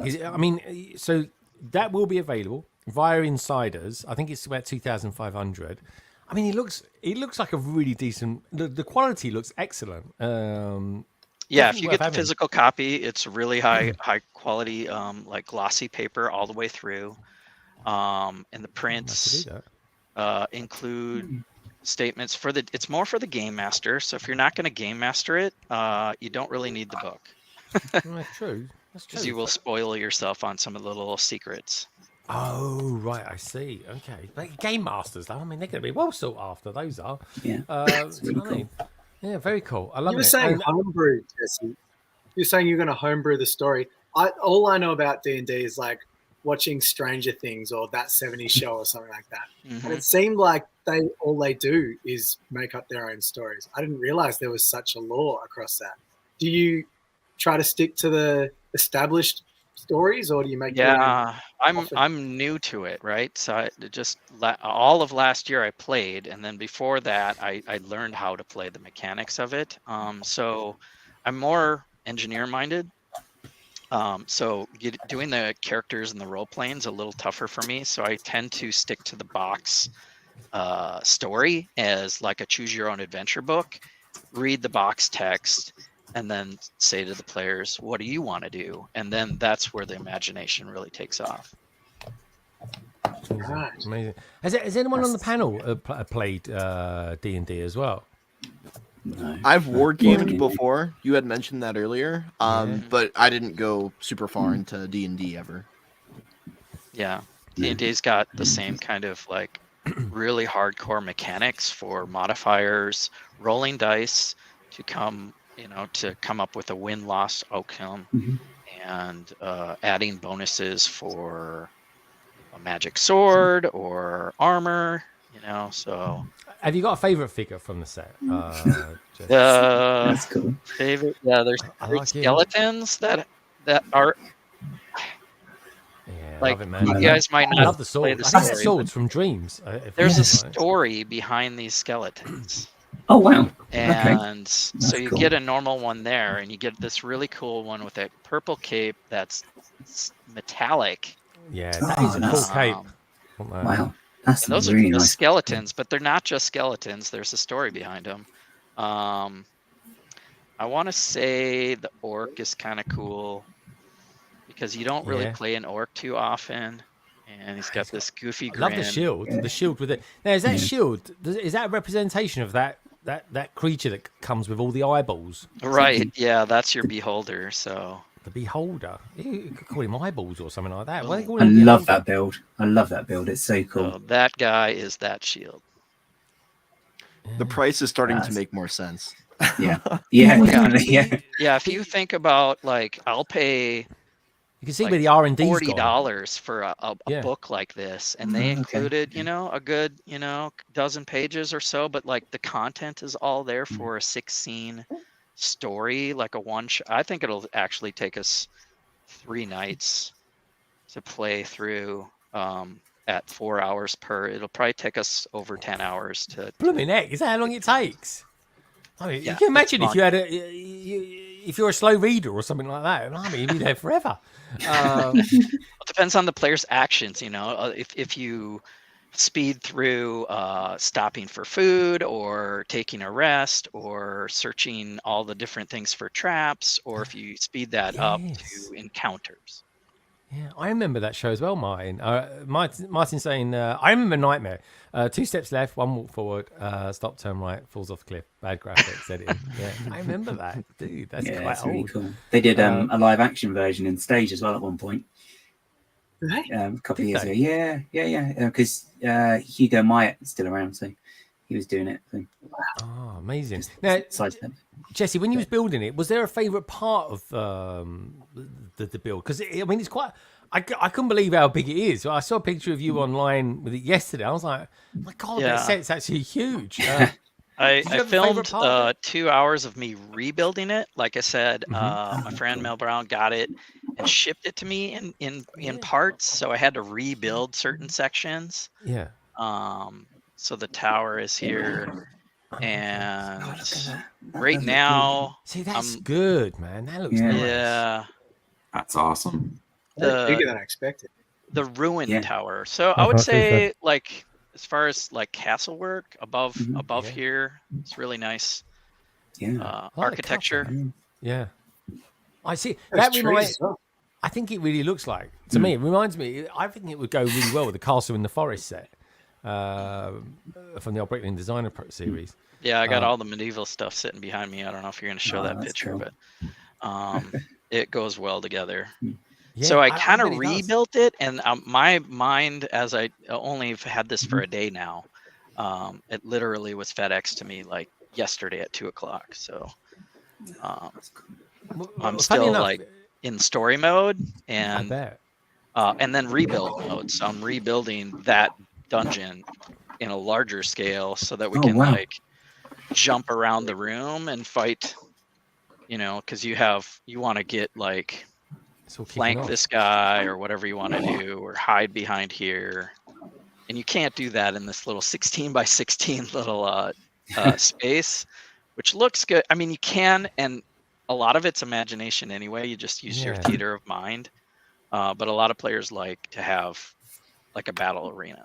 So I've just now done that, and then just before the screen, I was working on the bedroom Oh, where wow. the mimic is. So this is the blown up version of, they give you a mimic and they give you some Of course, lore a gift for purchase.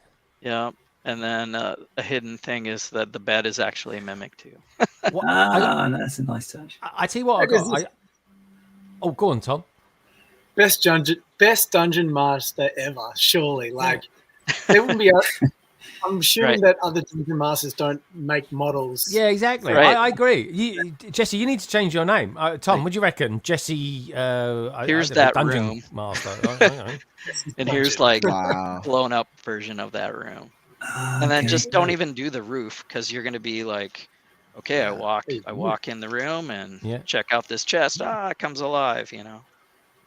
So you want to be able to walk around. I'm trying to picture what other dungeon masters would do. Would you have like CGI, like 3D modeling where they put it There's up? a lot of digital projects, right? Products and apps. And there's a lot like from war gaming days, all the die cast painted figures. So people still lean into the making a model, like the model trains. It's a different technique. You're using iron and paint and glue to make customizations to your scenes. I think this really works though. I mean, people love Minecraft and Lego. I can totally see the synergy between those two, but I definitely think it works between Dungeon Master and Dungeons and Dragons and Lego. I think that works as well. Like, yeah. So you see me doing the minifigs, but I give it a little base even so that it can just easily walk around and move around. So I commonly do that like you would see on a die cast figure, and it's just so much easier to move them around instead of wearing out their feet. Now, I do have one question though. I think there's one omittance from the set. And the only thing I can think of, be interested to know what anyone else thinks about this as well, especially you lot out in the chat as well. It didn't come with a dice. Now, why is that? No, it did not. What's that all about? I thought it needs to have a dice. Yeah, so the gift with purchase is a dice holder mimic, but so you can't really make a good. I mean, you could probably give them a D6 because there are D6 dice in the past from Lego games, but the game is mostly off a D20, so it'd be hard to do a D20 in Lego. So could there not be like what's the company it's called? Something like Coast Wizards or something Wizards like that? of the Coast. Wizards of the Coast. Right. Could they not come out with a special Lego branded one or something? I don't know what, but I think so. I think if this and CMFs are coming, you'll hopefully see more tangent items to buy. Yeah. That are minifig / dice, because dice are a big seller. So and that's another fun thing you can do with Lego is make a dice tower. Oh, here we go. So have you built one? I've got a castle-looking dice tower. There you go. So this is my dice tower. Oh my good grief! Oh, I like the sails. From the sails. Oh wow! And it's got the hole right here, and it goes through 3 different ramps. Okay. And comes up the bottom there. Wow. Blimey. That's really cool. You've done all that for that. It's incredible, Jesse. Honestly, dude, I always say this, but you are very cool, Jesse. Honestly. Thanks. Very, very. I'm sharing the coolness with some select friends, and we're pushing each other and collaborating with these things. I think it's just a really cool But you can give it your own twist, right? Yeah, definitely. I think it's definitely more interesting than Mario. Just saying. You know what I mean? Bling, bling. You were asking about the dice. So like you need this like really nice so it'll roll properly. You don't want it to be leaning to one side or breaking, you know. You need a good roll. So I think they would have to do it, and maybe Lego can get a brand. Yeah, well, we'll just get them to do it. I'm just but surprised I will that say they give you an option in the book to play without dice. Okay. So basically, taking turns, and if you get hit 3 times, you fall down and are unconscious or something, which is about true. Like if you get hit really. Oh man! Wow, whose what cat was did that? you do? He took some damage. Oh, I think that was Gaz. Oh, hopefully she's all right.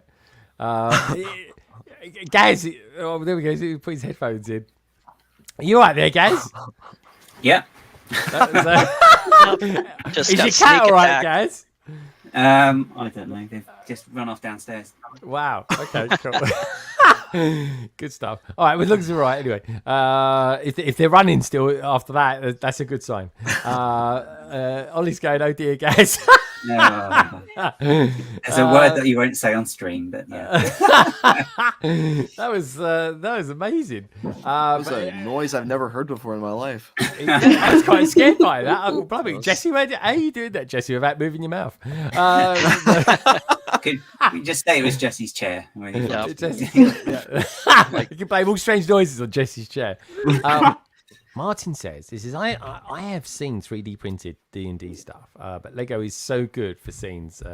You can remodel. Exactly. I think it's I think the Lego's even better than a die cast because I can just pull the staff out. I can, if I wanted to, take the arm right off, or you slice a person's arm off. Can't do that with the other models. Yeah. Okay. And those figs, like when you paint die cast, that's something that requires a lot of skill and time, from what I know. Oh yeah, very detailed miniatures, and the time to dry and do another coat. And I feel like Lego is like a nice opening point for people to get into it as well because of that. Yeah, I think there's been a surge of D&D people, like over the COVID and everything. So I think this is another spike, hopefully, for them, is crossing over with Lego, making actual minifigs more acceptable, I guess, for D&D adventures. Yeah, I think so too. I think it just works really well. There'll be those that will have D&D armies and stuff. Let's go to a question actually from Emily. She asked this question a little bit earlier on, and this is to do with all us, because a lot of people that are on here, especially the likes of you, Tom, Gaz, and Jesse, and of course the Brickbods. Emily asks, she goes, I'm currently moving house. Does anyone know the best way to transport Lego? So, Tom, old Rusty there behind you. How did you transport Rusty from where you live to the convention centre in Melbourne? I try to make stuff so that it fits into. Well, it depends. So with big dioramas, I just make a box, like an MDF box that fits the diorama, so I don't have to take it apart and put it back together. My first build I made modular, so it's separated into 6 sections, but it just took hours to set up and take apart. I pretty much now, my rule of thumb is anywhere I think the Lego is going to break, I take that section apart on purpose, or I make a clean section so it'll break in that point, and any stuff is just wrapped together. So I've got big black sheets that I use as backdrops and stuff like that. And I'll just wrap a section in black sheet, and then I'll use what are they called? Like the glad, we call it glad wrap. What do you guys call it? Cling film? Cling wrap, yeah. Cling film. Yeah, cling film. Yeah, like thin plastic sheets you put around cakes and things like that. Yeah, so I've got like that, a roll of that on a stick, and I kind of use that as tape. So I just do a couple of laps of that, and it holds to itself and holds the sheet around whatever you're doing. Just like if you're going to move like house, you'd want to just section it off so it's going to break. You just want to know that those pieces there are from that stuff rather than where did this come from? Yeah, good shout. Yeah, I like that. Yeah, it's a very good shout. Brickbods, you move a lot of stuff around your house from, actually maybe not from your old room to the new one, but you moved some. Oh, you moved some. You managed to put an arm in the room and sort of claw it out.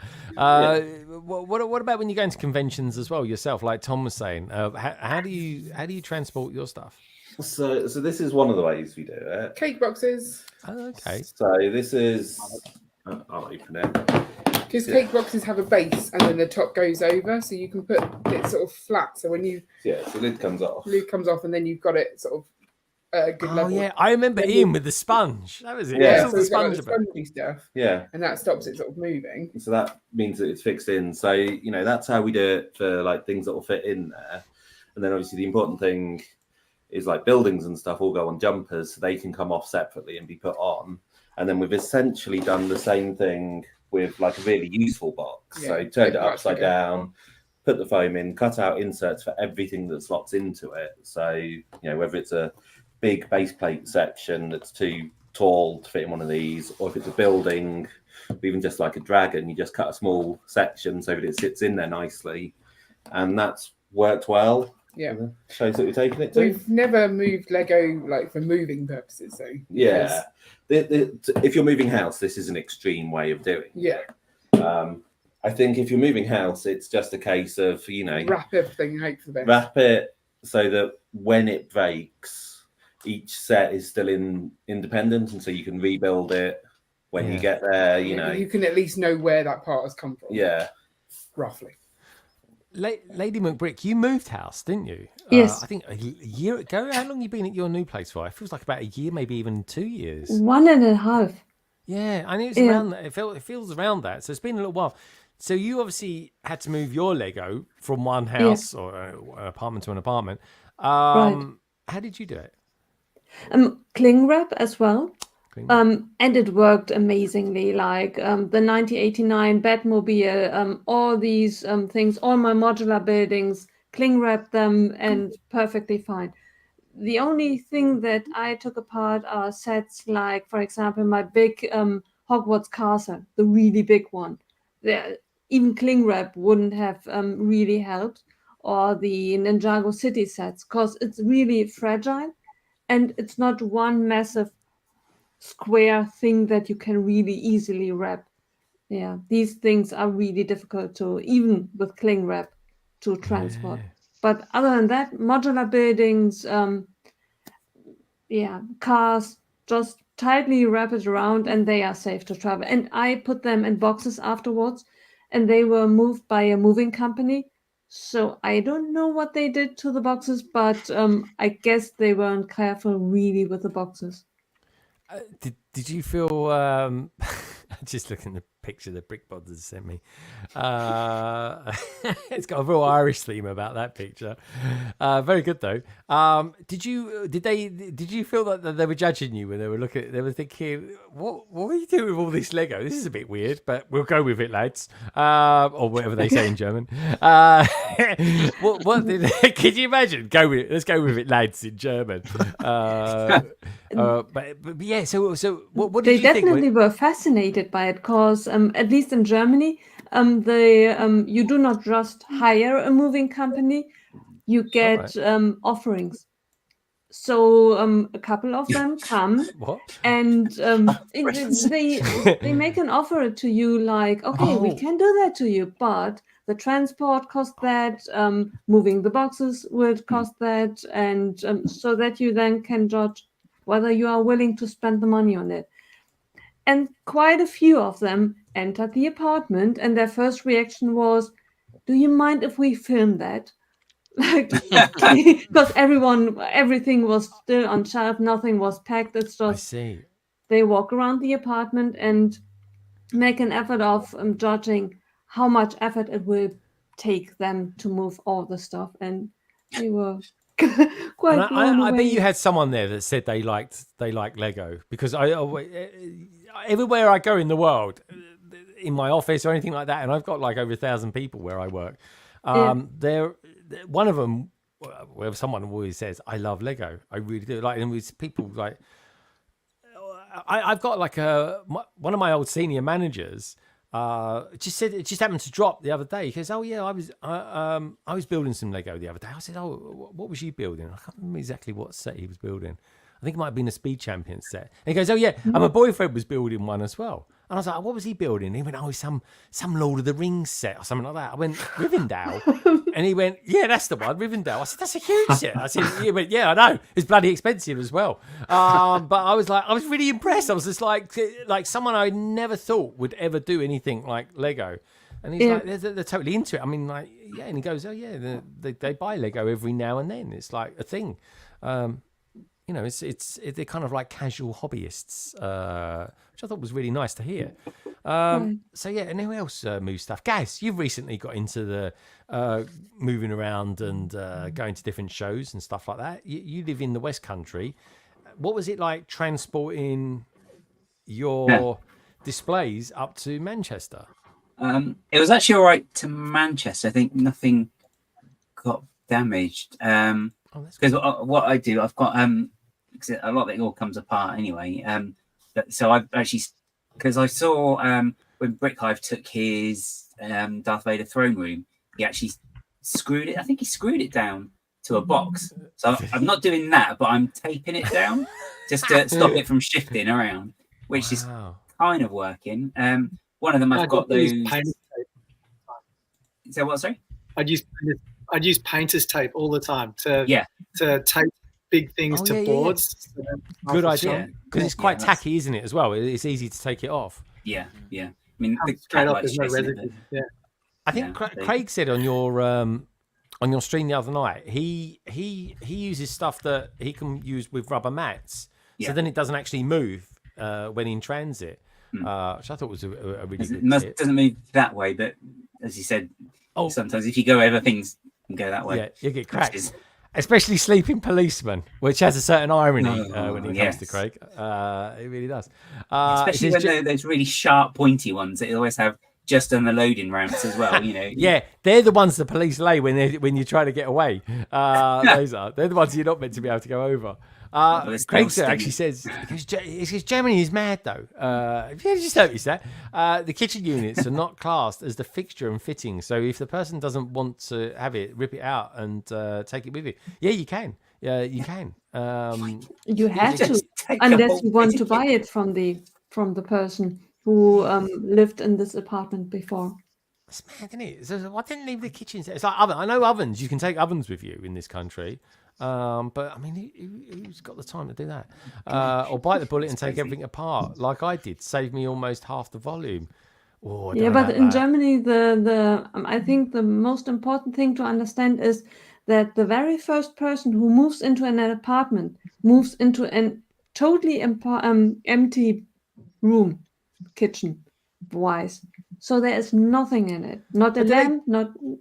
Do they do that though, so that they don't actually have to have a kitchen? They might just want to make it another room. Because if you like takeaways, you just live on takeaways. Yeah, you could do that. I've always been like, if I was a single guy out there at the moment, or woman, or whatever, it doesn't really matter, right? And I lived alone. I wouldn't even. I would have 2 dishwashers, right? And I'd have 2 lots of cutlery and plates and cups and all that. And literally, I'd have one dishwasher that when I've eaten them and used them, I just put them in one, and then I'd have the other dishwasher with clean stuff in it. That's smart. And then basically all you're doing is dishwashing all the time. You never have to wash anything ever again. But it's good to have a fridge, at least a fridge. Well, yeah. And maybe a microwave. Yeah, and next thing you know, I need a kitchen. So yeah, good point. Right. It's a stupid idea. Stick with the dishwasher, folks, and do yourself a favour, have a kitchen as well. But there we go. Emily Sykes, she says, thanks for the advice, everyone. There you go. You've learned so much there from the pros, Emily. You really have. Anyway, we've been talking about this Dungeons and Dragons thing. Should we take a very quick look at it on the Lego website? I think it would be probably remiss of us not to. So it's official.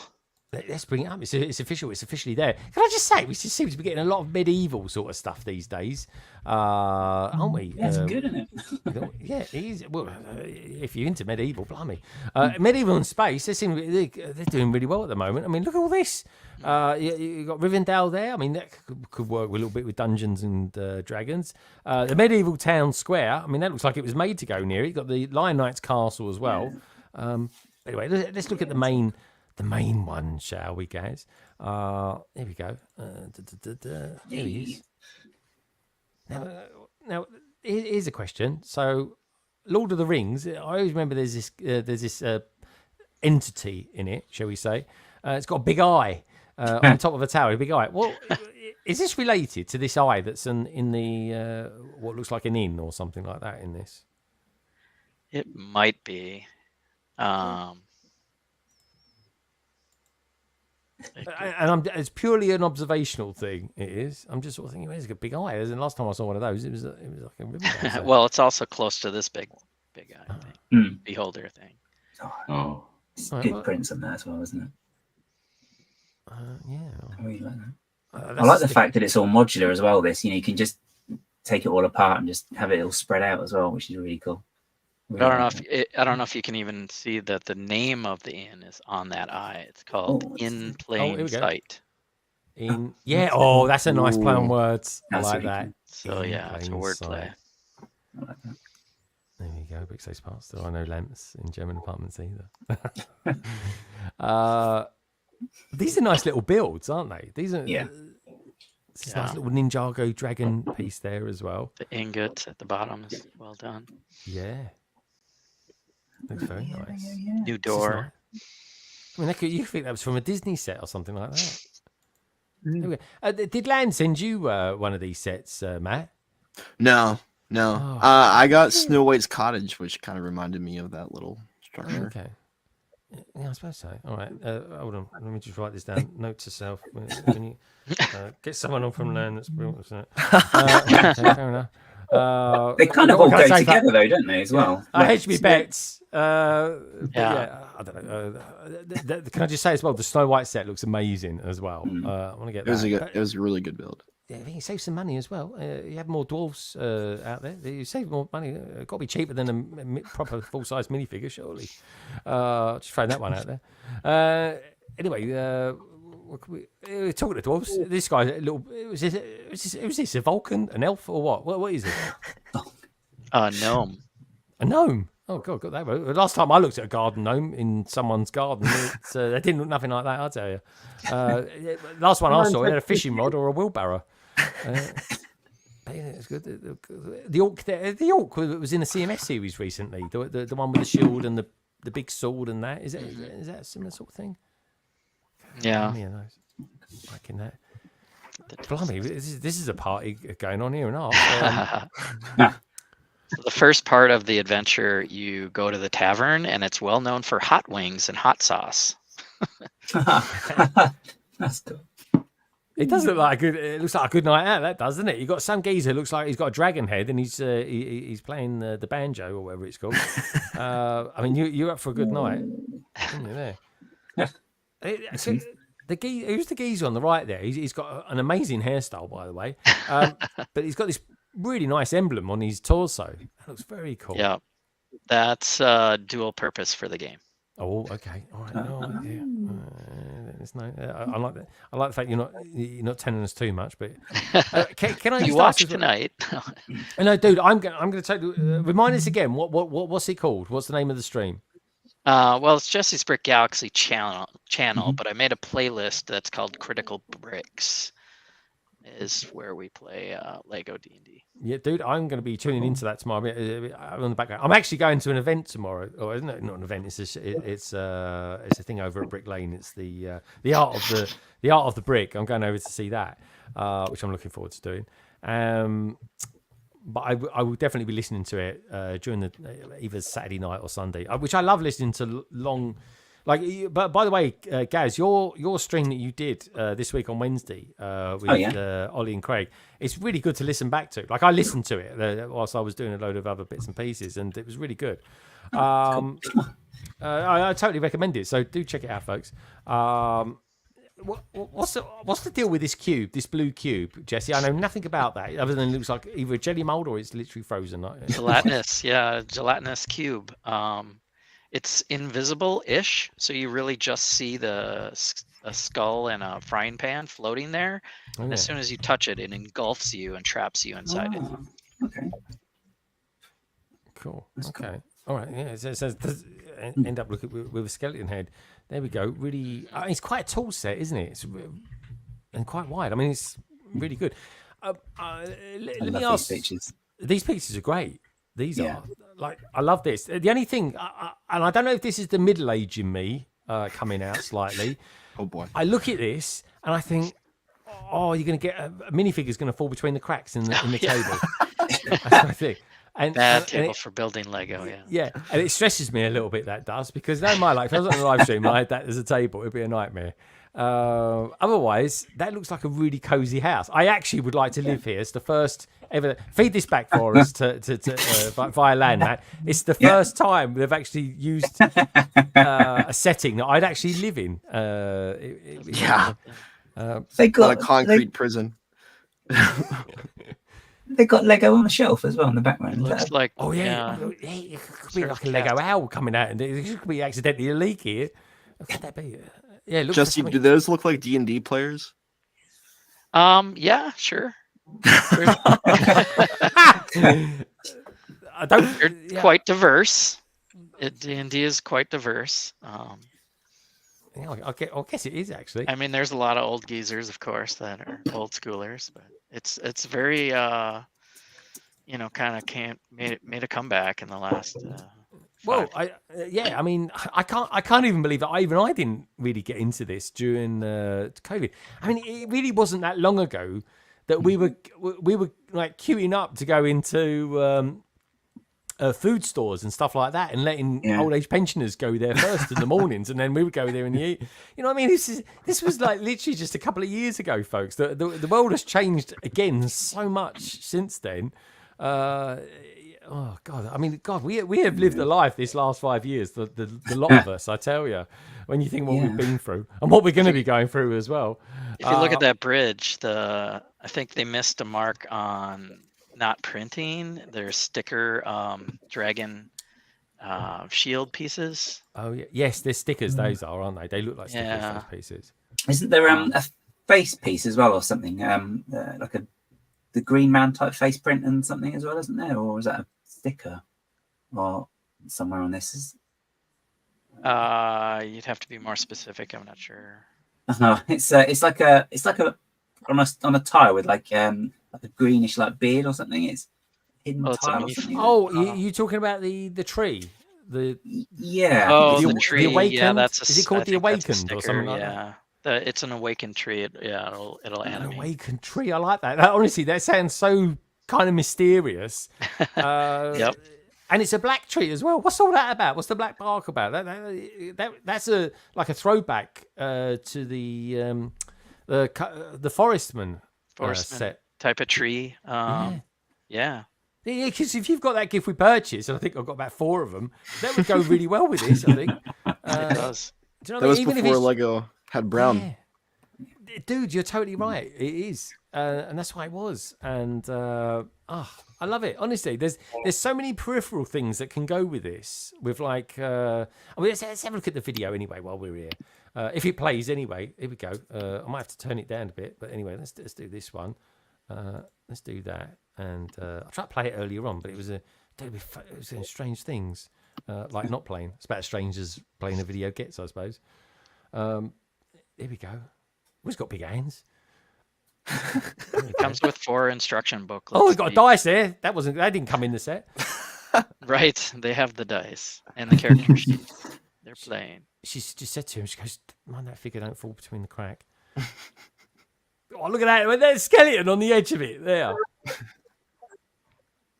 Oh, it's nice. Let's watch that again. That's just nice. Honestly, that seems so nice, cozy little cottage they live in there, don't they? Yeah. Yes. There we go. So let's take it apart a little bit. Yeah. So you could build it together. There's 4 books. Oh, there we go. Cool. Does it come with those sheets as well that they're using as well? Like... Yeah. So there are a couple of blank ones, and then the pre-made characters inside the book. Nice. Okay. Look at what he's done that. He's done that before. You got to get the book though. Here we go. Oh, is she what you are? Yeah, Jesse? the dungeon master. Yeah. Dungeon master. Right. Looks like she's got the power of the pen and the book. Look at the way she's holding the book, like she's taking register in the morning as a school teacher. She's got a right go at you. Let's have a look for any new Lego sets coming out there. Oh, I can't see any. There we go. Was that a Lego set in the background there? An old radio? I don't think there's an idea set coming out about that. Anyway, just throwing it out there. Real candles as well, plummy. Anyway, it looks nice. Nice room. Nice radiator as well. Oh, here we go. There's that character. Funny. I thought that was like a Medusa or something like that. But what they called? The Beholder.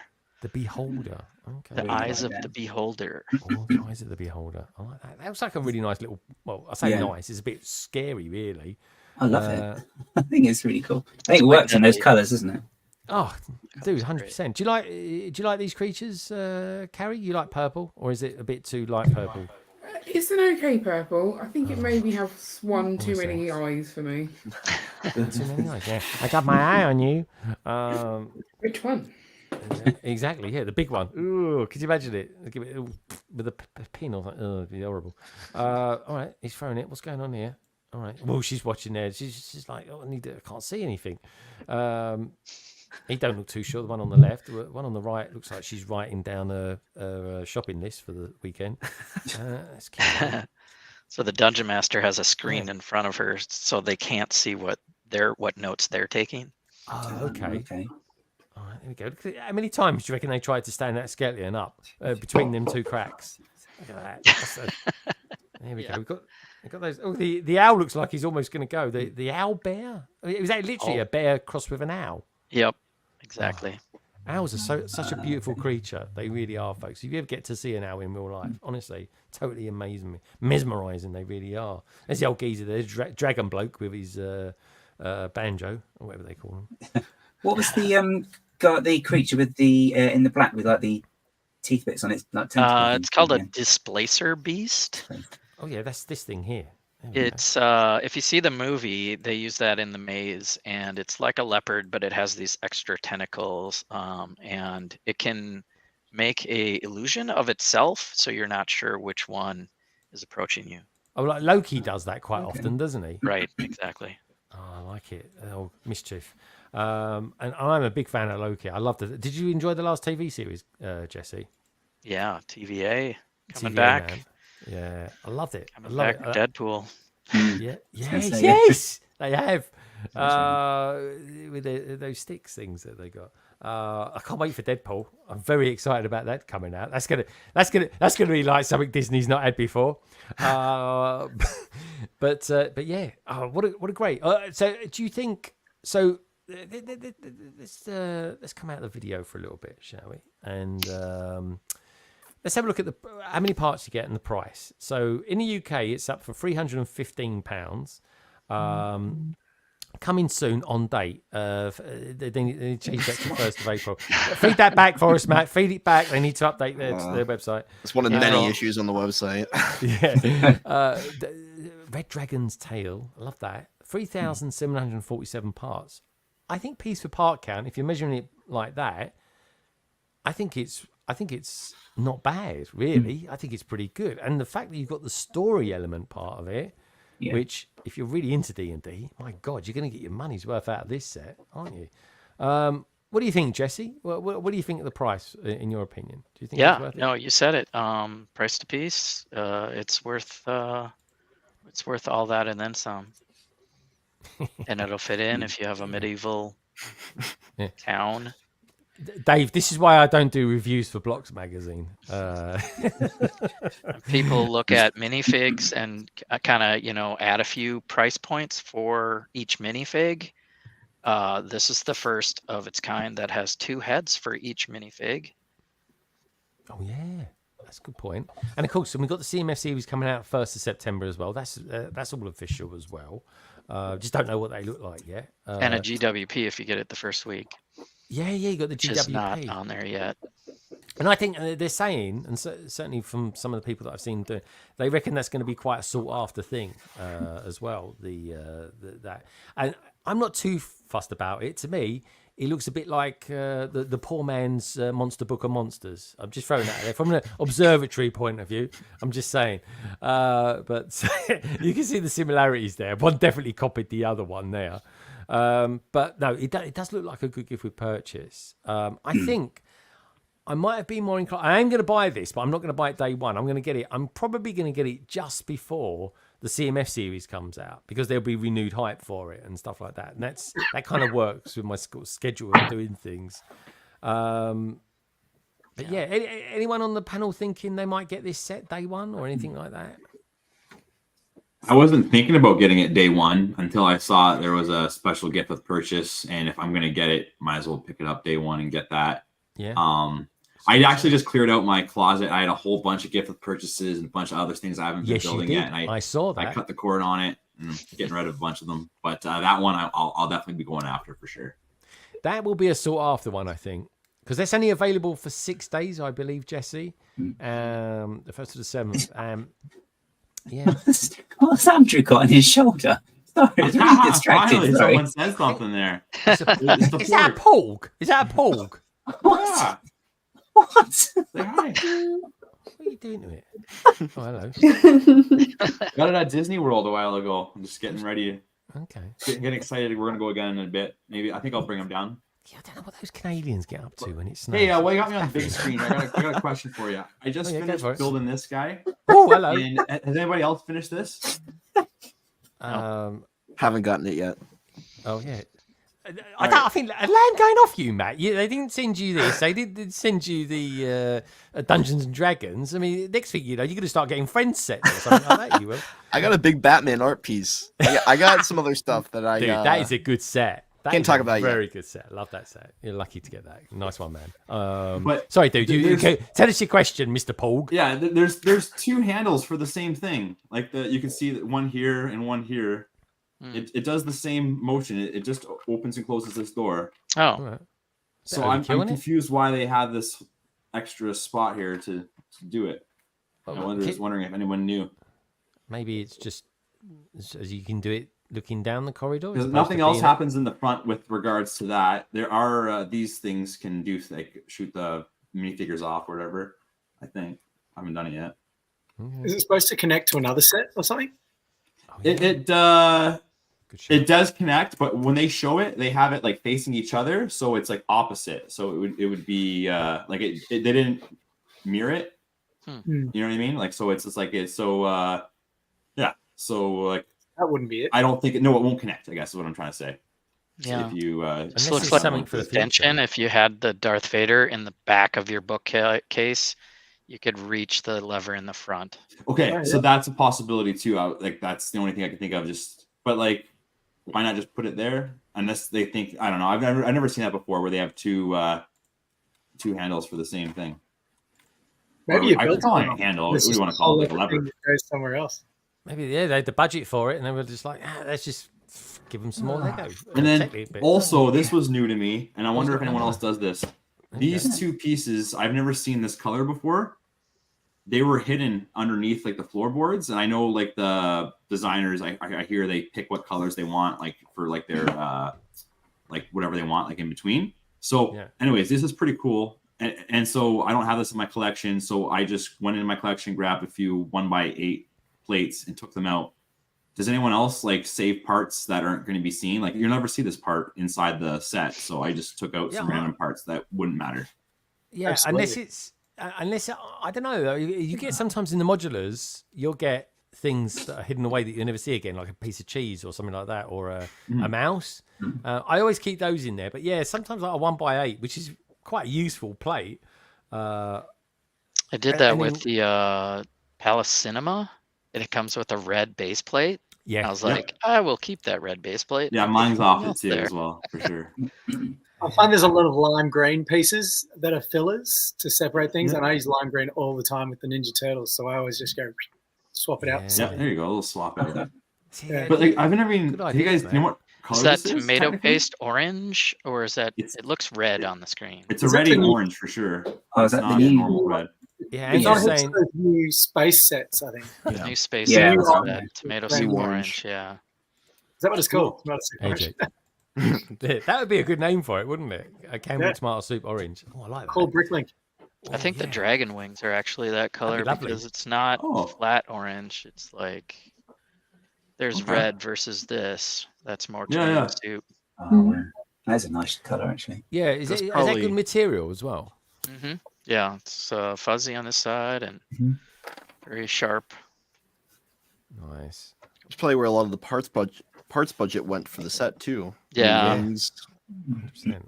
Big cloth piece is not cheap. Yeah, I mean that dragon looks like it's a good about 400 or 500 pieces. You know, he's a big old lad. I think now it's probably Probably a good time to get. Should we go for the PMQ this week, folks? Carrie's looking up a little bit worried actually. She's thinking I haven't sent the question around that was from Gareth, but it's a nice question. It's one you haven't got to sort of. It's not too thought provoking, but it's an interesting one nonetheless. In fact, it is quite thought provoking because we were sort of mulling over a few questions that we could ask, and it was one we've sort of talked about occasionally. But of course, folks, everybody who's watching this back now, if you are watching this back as well, let me know what you think about this question. And let me know what you think about this question as well in the chat. So this is Gareth. Gareth's from Big Brick, Little Brick Lego Box. You'll find him over on Instagram. And soon he's going to be renovating his Lego room as well. But anyway, this is Gareth. And this is his question for the panel this week.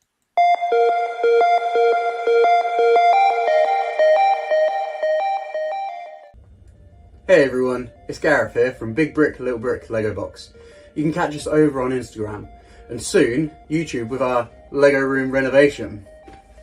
So, my question for Greg and the London Calling panel is, how do you know you've finished a mock?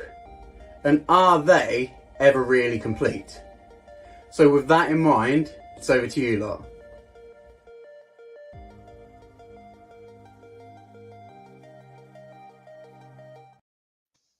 Right, so thank you for that, Gareth. So where should we go? I tell you what we do. Let's go to Carrie then, because she doesn't look quite so worried anymore. I wasn't ever worried. I know. You got Ian. You got Ian to hug if you ever get worried, which would worry me. I got to be honest. But anyway, so you enjoy a good hug, don't you, Greg? I do enjoy a good hug, actually. I think my favourite hugger over that weekend, though, Gaz, I'm going to say it was definitely Frankie. He was very huggable. I can see the appeal. I can see the appeal, but Ian's very close second actually. But anyway, so Carrie, let's start with you then. You build a lot of mocks, like so many people on this panel. But is a mock ever finished? Yes and no, and yes and no. Yes, it's finished because you can take it to a show, but there's always going to be something you probably want to do to it, I guess. Or something that when it's at the show, you'll think of and you're like, oh, I wish I'd done that. So I think your mock will be ready enough and therefore it's done for the show. But I think there's always room to add some more embellishments or make it motorized or completely redo it. I'd say, the mock is, finished when people start coming into the show. Not always. Yeah, not always. That's the hope that it's finished, and then as soon as the show finishes, that's when the next version of the mock starts. Yeah, mock 2.0. So the only time a mock is truly finished is when it's the last show it's going to be displayed at, because that's the point where people come out and seen it. That's the finished mock. After that, it might go off and do something else. So like ours will eventually make it into the Lego City. And then obviously a Lego City is never finished. No. But it's no longer at that point. It's not really a mock at that point because we're no longer taking it anywhere and showing it. It becomes part of something else. It's no longer its own entity. Right. Okay. Part of the bigger thing. The bigger thing. Okay, interestingly. Well, let's dart around, shall we? Let's go to Tom. Tom, what do you reckon? Will Rusty, for example, will he ever actually be finished, or will you do little tweaks here and there with him? Rusty was kind of my filler gap. The next thing I want to build is much bigger. It's going to take a long time. So this was this was a month and a half. I just put it together so I had something to take around this year. And even then, I was just going to be done with that so I can move on to the next thing. But the stadium there, that was a 2-3 hour build just at the last minute. So I want to go back to that, so it's still not finished. But someone much wiser than me once said that a mock's never finished until all the parts are back in your trays, completely disassembled. Because there's always going to be something that's going to carry on or something you want to tweak. Even when you do take it apart, if you save a little bit and then you start building something else from that, it's kind of the second life of the mock. So until everything is put back in the trays, it's not finished. Yeah, until it's all gone back in the I like that. That's almost bordering on philosophical. That is. I like that. It really is. And it's only about 8 o'clock in the morning in Australia at the moment. It's incredible. Is 9 o'clock. 9 o'clock. Blimey, we're flying. Where should we go to next? Let's go up to Lady McBrick. Lady McBrick, you build loads of mocks. You love a habitat, that's for sure. You do, and you're loving all these Animal Crossings that's coming out. But what about when it comes to the even though you're doing little mocks and stuff like that, are they ever finished, or are you kind of similar philosophy to Tom? It's not finished until you've just gone and it's all being parted out again. When is it finished as far as you're concerned? Yeah, it's probably that's the very last stage. But I really, really like Ian's and Carrie's approach to it, because you want a mock to never be finished. Because if it is finished, that means that in the future you do not really learn anything and you see no potential to improve it, which then basically means you got stuck at a certain point. But as long as you keep on working on other stuff, you learn new techniques, you look at older stuff that you did, and you realize you could have done it better, and then you change it. Okay, so yeah, I suppose it pays to do smaller ones then. I suppose if you're sort of waiting to go back over them and do it again, because I suppose as you grow as a builder, as a mock builder, you will come across new ways of doing things, new techniques, and think, oh yeah, I can go back and revisit stuff, which is quite cool. Right. I could imagine that when you start with you need to build bigger, because you have not the skills to have delicate designs done, and then you see something else like staircases. I guess all my staircases are really, really big, but I see others, especially in modular buildings, where they are really. You have a staircase which is really, really well done, with not that many pieces, but on a really small space. And I guess the longer you build, the more you are able to build on smaller spaces. There you go. And it's good to start small as well. Start somewhere, as a wise man once said to me. Well, Andrew, you're not so much a mocker. You more like customize things, don't you? Yeah, I'd say that way. I've done very little, like just mocking, doing my own thing exactly, besides like customizing, building the city, mountains, and making things work, and altering some sets and stuff.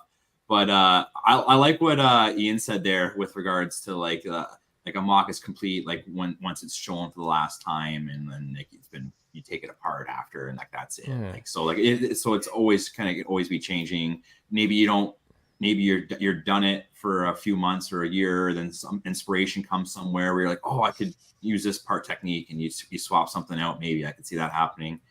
Not by me personally, but I could see other people doing it. But I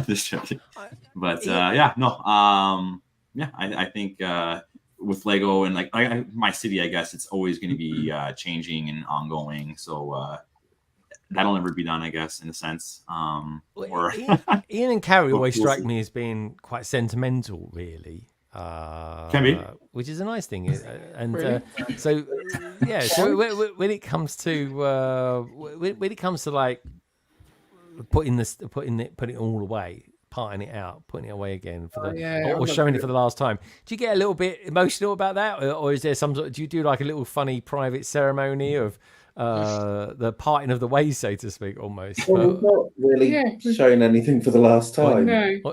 So he just ends up on the floor. The Coral Reef is going to be 2.0, so yeah, it's coming back. And then because we've got the city, it doesn't feel like it ever went away though. It's just there. It's just there, yeah. It's not gone far. It's just there. I'm surprised you're not pointing to the floor. It's exciting. It's going to be new. All right, purple part. Oh, purple parts. Oh, we like purple parts. It has to be the right purple, folks. This is the thing. One of those. Inspiration hits. Like I've got a box of Lego, and I was like, "Oh, this looks good." And I'm like, "Could you put this in the Coral Reef?" And it's like, "Sure." Literally, just as we sat here, we just started thinking, "Oh, that'll work." So it's never finished. That's it. Hey, as long as it still exists, you might come back to it. So it's never like a constant loop.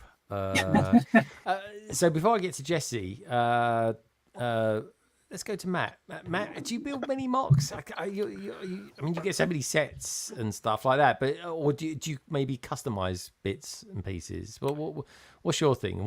How do you feel about the mock thing?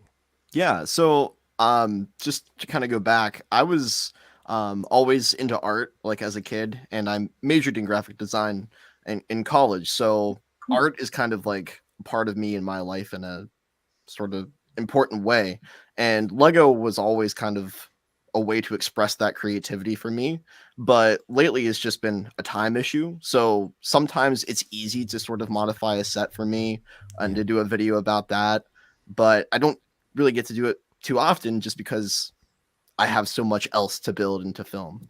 But I would approach making a mock the same way as any art project, and really, it's finished when you say it is. It's sort of always finished, but it's ever changing and ever growing until you on an artwork, you're signing your name. That's the last thing that I would ever do.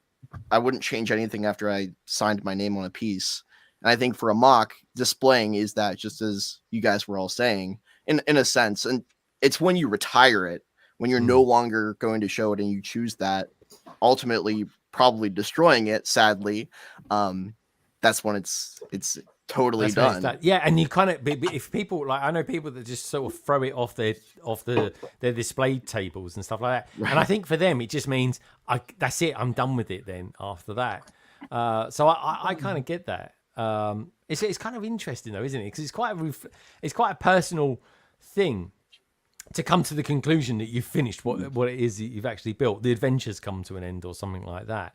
Now, before we get to Jesse, folks, do check out the survey tonight. Just asking you, lovely lot out there, all 73 people have voted so far, asking you, would you like to see Dungeons & Dragons become its own actual Lego theme? And so far, 56% of you have said yes. So it's edging backwards, but the vast majority, is definitely in the yes category.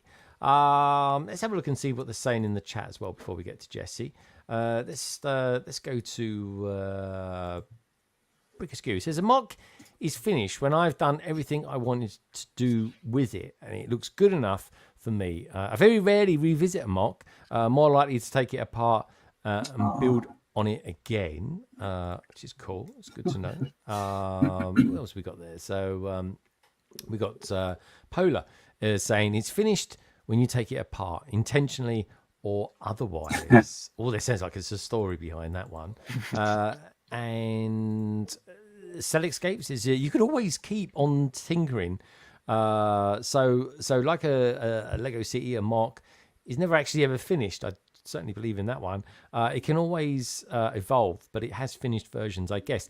Yeah, I think like with you guys, you've gone through these iterations with your mock, where you keep adding more lights and tinkering things, and because you are a thinker, you're constantly thinking, how can I work on that? And I think you're quite kind of focused and narrow-minded on that, which is really nice way of focusing. No, but in a positive way. Yeah, no, I don't mean I'm a scatterbrain. I think about 10 things, or over the course of half an hour or so, and over the course of the whole day, I'll get them all done. But if you come back to me an hour later, I'll be like, bits and pieces are done.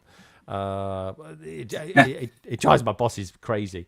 But anyway, that was Sally's. Yeah, a bit like that with stuff in general. Because I'm be doing one thing and I think of another. So I mean, like because I use Studio a lot to plan my stuff. Yeah. If I get stuck on that, I just have something else on the go anyway. So we're like, oh, fine, just go over to that. So I've usually got a couple of things on the go. So it's like, and you got to, and like in Tom's case, like he was saying, he's got a plan ahead, and so you got that then gives you a constraint, and constraints and being creative is a kind of a good thing. Deadlines aren't. No, creative people don't like deadlines because we procrastinate a lot. We really do. As creators, we will. In our minds, we've done loads, and we'll be quite tired from it. But that's the beauty of a deadline, though. That like cuts the procrastination. Like the last 2-3 weeks is golden time. That's when everything gets done. 80% of the work is done in 20% of the time. It really is. That's absolutely what they say. And Andrew's saying building a mock is like drawing or painting. You start with a rough sketch and then you add details. Yeah, I like that. That's nice. That's a nice way of looking at it. Getting quite philosophical. And Gary from Ireland, he's saying, I never finish a mock because I will always take it apart before it is finished to build the next one. There we go. It's interesting. It tells me a little bit about you guys. What about you then, Jesse? When is a mock ever finished, if at all they are ever finished? All very good answers, and I think everyone has the right idea. I like the artistic approach. Matt is explaining it as a drawing or a painting and then signing your name. I never really thought of that as that's the period, right, where you're done and you're ready for the show. Yeah. And then I could also compare that to the Lego City comments. And if your mock is a portrait, maybe you have a gallery of things you're always working on that's never complete. So you always have a new gallery of mocks. And but the direct point of a mock being done, I think, and everyone has their quirks about dwelling on a certain technique or being hypercritical, and I'm more free with that. So give yourself a timeline, I think, is really good. And whether that's for a show or a series of shows, and like Nicole kind of mentioned, and Greg, but didn't really say, for a challenge, your challenge deadline is when you need to be done and post that photo or post that video. So yeah, I think it behooves everyone to pick that timeline to be done. And boy, Tom, yeah, like it's not done until it's back into your part collection and then part of another. That's like that. Wow, you kind of blew my mind with that one. It's a really good point. And I even like what you were saying, what Tom said about, signing it off, where, like a painting, when you sign a painting or an artist signs a painting, it's like them signing it off. That's it. They'll put their name to it, and so that's it. Yeah, I think you have to sign your name and call it good. Yeah. It's not your last painting. You'll do another one, and maybe it's still a Star Wars scene or whatever it is. Yeah. But that bluey, that rusty, that's good for now, and let's try something else. Or you kind of have to make your own timeline, and maybe you don't go to shows or do it. You do it for yourself and display things in your house. And I think that's where you'll have a harder time comparing a mock to being done. Like the Never-Ending City. Yeah, definitely. It's a really good answers. It really is intriguing as well. How people define the end of them. Brickstays Parks, Craig. He says, for me, it's never finished. You can always improve and learn new techniques that will enhance it. The mock isn't as valuable to me as the idea behind the mock. So I want to execute it like I imagine it. And that's quite interesting because I know Craig had a bit of a disaster with his Batcave in Wayne Manor when he was taking it home recently from Bricktastic. He's rebuilding it, but he's rebuilding it and using the new Hashima cube style to strengthen it so that it's better in transport. So that's kind of interesting as well. Brick Askew says, and if it is your last painting, you don't want to be done before it's finished. That's super. Do yourself a favor. Always, if you are a painter, always always sign them off because it'll be worth a lot more money to your family. Tom Bluey coming to Bendigo. Yeah, very cool. Got Bendigo in a couple of weeks. Illawarra a few weeks after that. Then Sydney. Then Adelaide. Trying to work out whether it's going to Brisbane, which is the birthplace of Bluey, but that's the same weekend as my wife's birthday, so probably not. Good stuff. Are you going to be departing our shores now? Mr. Yes, the kids are going crazy upstairs. A couple of them are usually gone by now, but it hasn't gotten less crazy since they got off the bus. So no worries, man. It's been great to be here. I better go. Yeah. So good to see you, dude. Good to see you. Take care. Take care. Bye. Take care, dude. All right, we've probably got about another 30 minutes tops to go, folks. We have. So I think it's probably now is probably a nice time. And thank you everybody for your answers as well. Panel especially, very deep and thoughtful that was. And to everybody out there in the chat as well. But I think it's time now for a little bit of Mock the Week.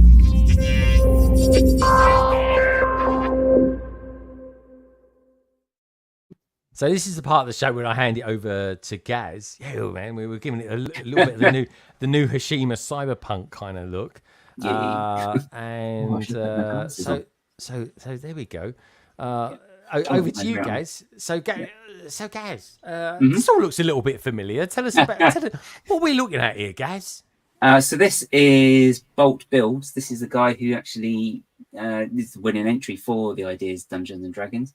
So I just thought I'd have a quick look at his page, really, because he's got some really good stuff on here. Like he's got like the university here, but of course my eye has gone straight to this one, which is surprises pirates. But I really like this. I mean, it's really nice and colourful. It's kind of got Barracuda Bay vibes in the in the sense that it's like that nice little island shape. But he's kind of done some really nice things. You've got like some buildings on this. There's like a tavern-y thing. So it's it's like it's almost like I want to say mock Tudor, but it's kind of not at the same time. But you've got like just all these little buildings on there as well, and they're really brightly coloured as well, which I like.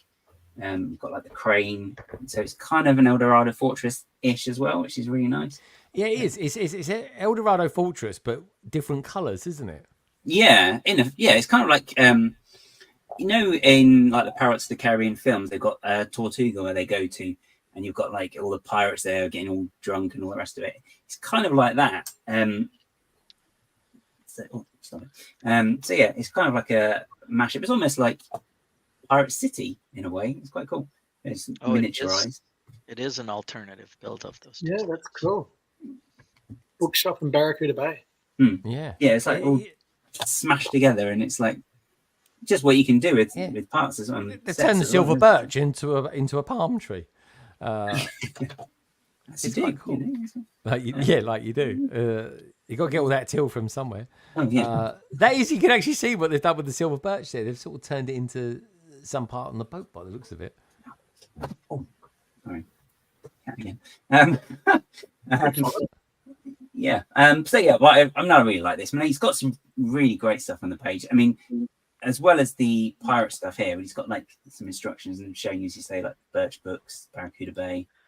There. But he's also then got further down as well. He's got like bits from where was it now? Here, you've got like parts of the Dungeons and Dragons set. So he's got the almost like the evolution of it as well. Well, let's have a look at some of those. See how it's evolved, because he's done a red dragon there. Yeah, he was talking about this online. I saw the other day. He was talking about the red dragon. I think he was saying that actually that is quite iconic with Dungeons and Dragons anyway, like the color red. So he hasn't got a problem with it at all either. So even then, it's such a good set. I mean, I don't think they've changed it hugely anyway, because there's still all this bit here that you can see in the finished set as well. Very, very close to it, really. It's when it's handed over to Lego Ideas. I mean, the thing is, ultimately, it is, again, I've heard this quite recently, it is just an idea. Miniature. And oh god, look at those miniature ones, look brilliant. But to be fair, they had a pretty good template to work on. The main difference between the original and what became reality for everyone, at least from April the 1st anyway, if you're an insider, is the color of the dragon. And to be fair, from what I've heard, the color of the dragon is actually more befitting with Dungeons and Dragons than what the green one was anyway.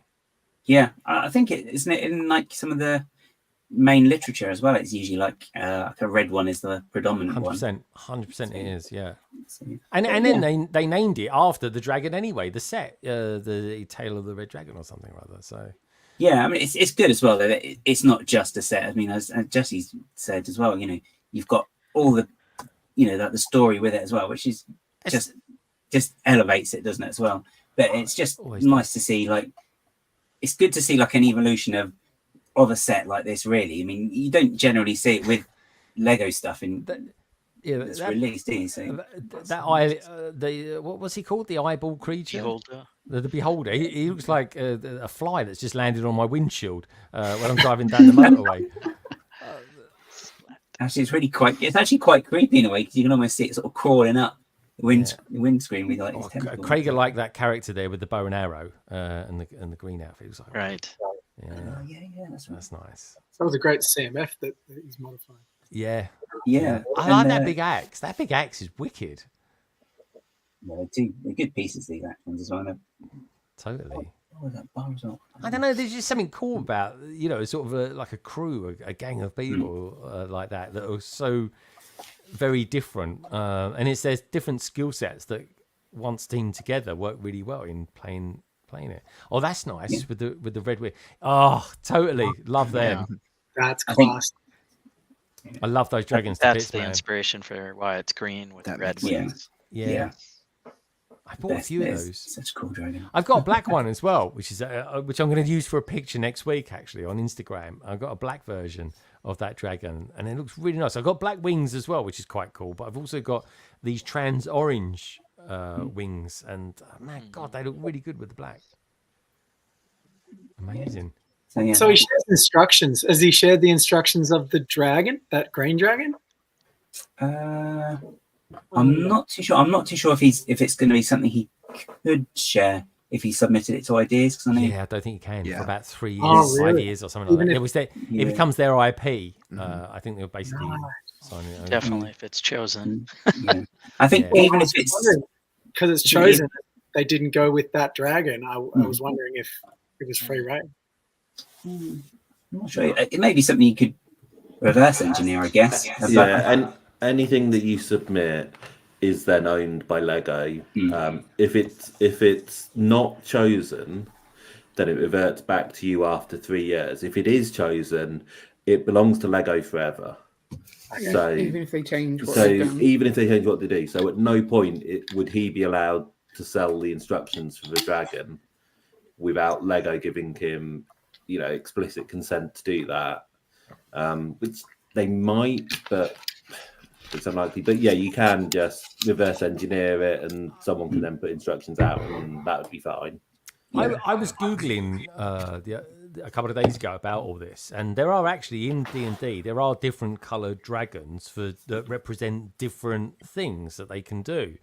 There's like blue dragons, there's even gold dragons and copper dragons. That in itself could become its own theme. Jesse, what would you think about that, having a theme of dragons that are D&D related? Oh, yeah. I mean, I want to see more color variations for sure. Yeah. So green would be poison, black would be acid, blue is like ice, or white is ice, blue is lightning. I think you're right. Kind of like matches the Ninjago stuff. Yeah, because it's all the elements, and that's why I think that in itself would be really good, because they kind of do something similar with Ninjago. But these dragons, as much as I love Ninjago dragons, I really, really do. I love these as well, just as much. But these are kind of Ninjago dragons are very kind of Asian orientated dragons. Almost serpent-like in a lot of cases, but these are kind of your more traditional, George and the Dragon kind of dragons. It's more organic too. Yeah, Ninjago has a lot of saddles and booster packs and weird 100%. So they're very different from Ninjago, which is great. Which I love them. I mean, that looks pretty much what they came out with, Gaz, doesn't it? Oh yeah, this is his. Just looking at it, then I think he's got like some extra pictures that maybe you can't see on Lego, but obviously if you got it in hand, it's probably even better. That's it, spot on. Yeah, brilliant. But, yeah, because he would have been sent a copy, wouldn't he? As well, I think usually. I'd like to know who the designer at Lego was actually behind this one. I haven't heard anything about who the actual designers were. So, like the game I'll be playing tonight, not to pull people away from watching that, but Lucas Bolt and the Lego designer and some other well-known streamers will be playing the D&D game with the set the first weekend of April. Yeah, dude, that's cool. that's I do want to watch that. Yeah, at the very least, I'll be downloading that and watching that back. So that'll be, I think, filmed or pre-planned, but open to see them kind of see what they're like, right, in person. yeah, and I think it'd be great. It'd be just really amazing just to watch Lego being used in such a different way. It's got I love that bolt he's designed as well. It's very Shazam like. Yeah, it's cool, isn't it? Yeah, it's very, very cool. It's a nice little one. Craig is saying, I much prefer this dragon. The build around the limbs is much better, and the usual dragon that has too many exposed joining parts. Yeah, I can see it. Yeah, metallic dragons are evil, says KO. Nice one. Very cool. It looks like he likes a bit of sailing as well. And I think that was just the Paris Lego store that he was in as well, by the looks of it. Where's that? Earlier. If you scroll up, this one. I think Is that one? I can't recognise the Paris after that one. Go up. I think I know the one. It's with a picture of the cathedral, isn't it? He's got. Yeah, they look like the Paris Lego store. This one. That one there. Click on that. Let's have a look. It just looks like the under the cover where it was. Yeah. It's in one that's in Paris. Yeah, that's right. Yeah. Yeah, very cool. Yeah, so if anyone gets a chance to go to Paris, I did with work. Quite came out of the blue. I think it was last year or maybe the year before, and I was just like, right, okay, we're going to try and go there. And I did. I had a couple of hours spare, and I just managed to pop off and do that. So nice one, guys. All right, very cool. What can we say? Another week of mock of the week. Thanks so much for that, guys. Yeah, no problem. Good choice. I like that. Very, very cool indeed. So I think now is probably a good time to take a look at some pictures, don't you think? Let us know what you think about that out there, guys and girls. We've got KO saying, I heard a lot of Lego and D&D fans want Tiamat, Dragon Goddess of Destruction to be a Lego set. Yeah, I mean, just out of curiosity, Jesse, before we go to the next segment, what would you like to see? We've got a CMF series coming in September. Looking forward to that. Hopefully you get some quite cool little exclusive accessories or something like that. Maybe even I don't know, I'm just theorizing here, but maybe even like a little baby red dragon or something like that. That'd be quite cool. Just throwing that one out there. And what about what would you like to see potentially next, Jesse, from the realms of Dungeons and Dragons? From the realms. Boy, it's hard to pick, really. I think a set that's a modular like this, but I guess it would have to be something smaller, like a wizard's temple or something. I don't know. Yeah. Oh, it was just something like that. You're just throwing that there. I don't think they'll they could go the route of like a modular system that you could move around that I've seen at conventions, but I don't think they'll. Well, like what T-Lac says, do you think Lego will release smaller DNC sets too? Which I think they will. They can only go smaller after this one, to be fair. Right. So I totally think they will as well. Plus, also as well, Lego being Lego, you can create all your own characters. It's pretty endless. So I think that's pretty cool. But anyway, I think it's probably now's a good time to take a look at some photographs, shall we? So let's take a look at some of your Lego pictures.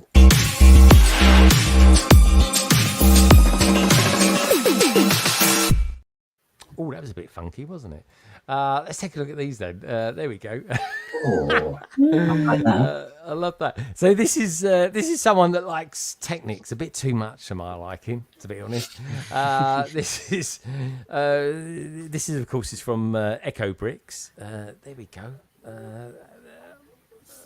Did people used to look like that in the 70s? I don't know. I don't know. Rescue.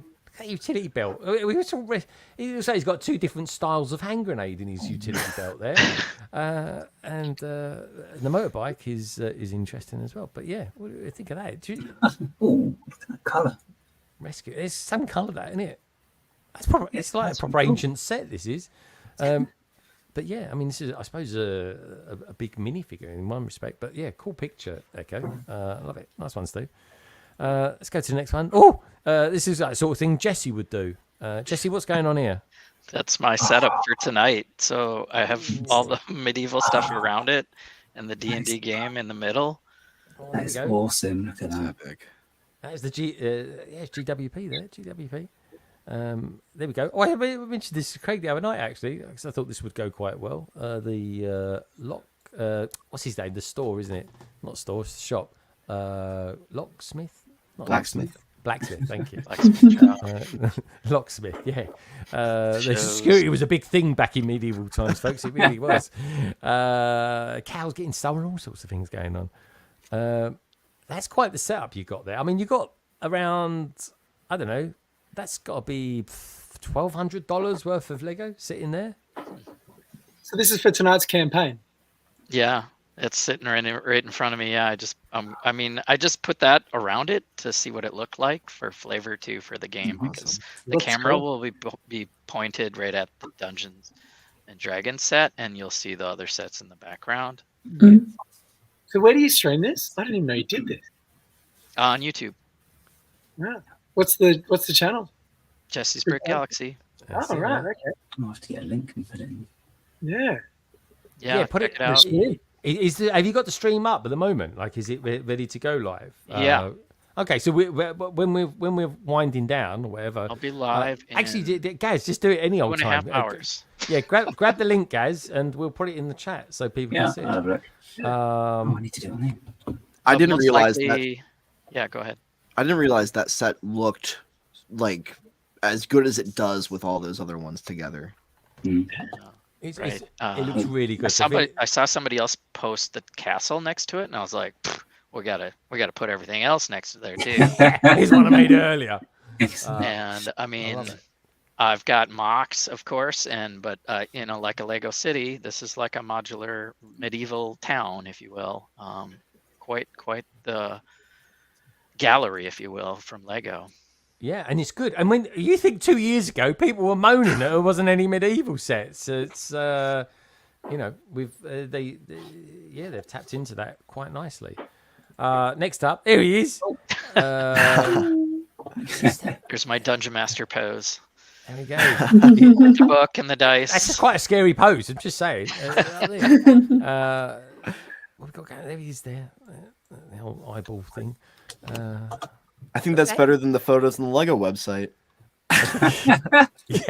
yeah. You've got a table that hasn't got any cracks in it for a start. I'm liking that. Right, nice table to roll dice on. Oh, that print on that screen is really, really lovely. What, on this? Yeah, look at that. There's your red dragon. Yep, that's a Dungeon Master screen. Okay. Does that come with a set as well? Nope. You have to buy like the handbook and the Dungeon Master guide.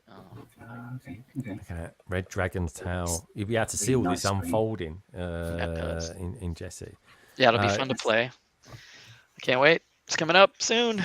That's it. I do feel that this picture does, it shows that the Lego one is authentic because, D&D players wear hats indoors. That's what we've learned from today's stream. Yeah. If you take away at least one thing from this stream, it is that, folks. They really are.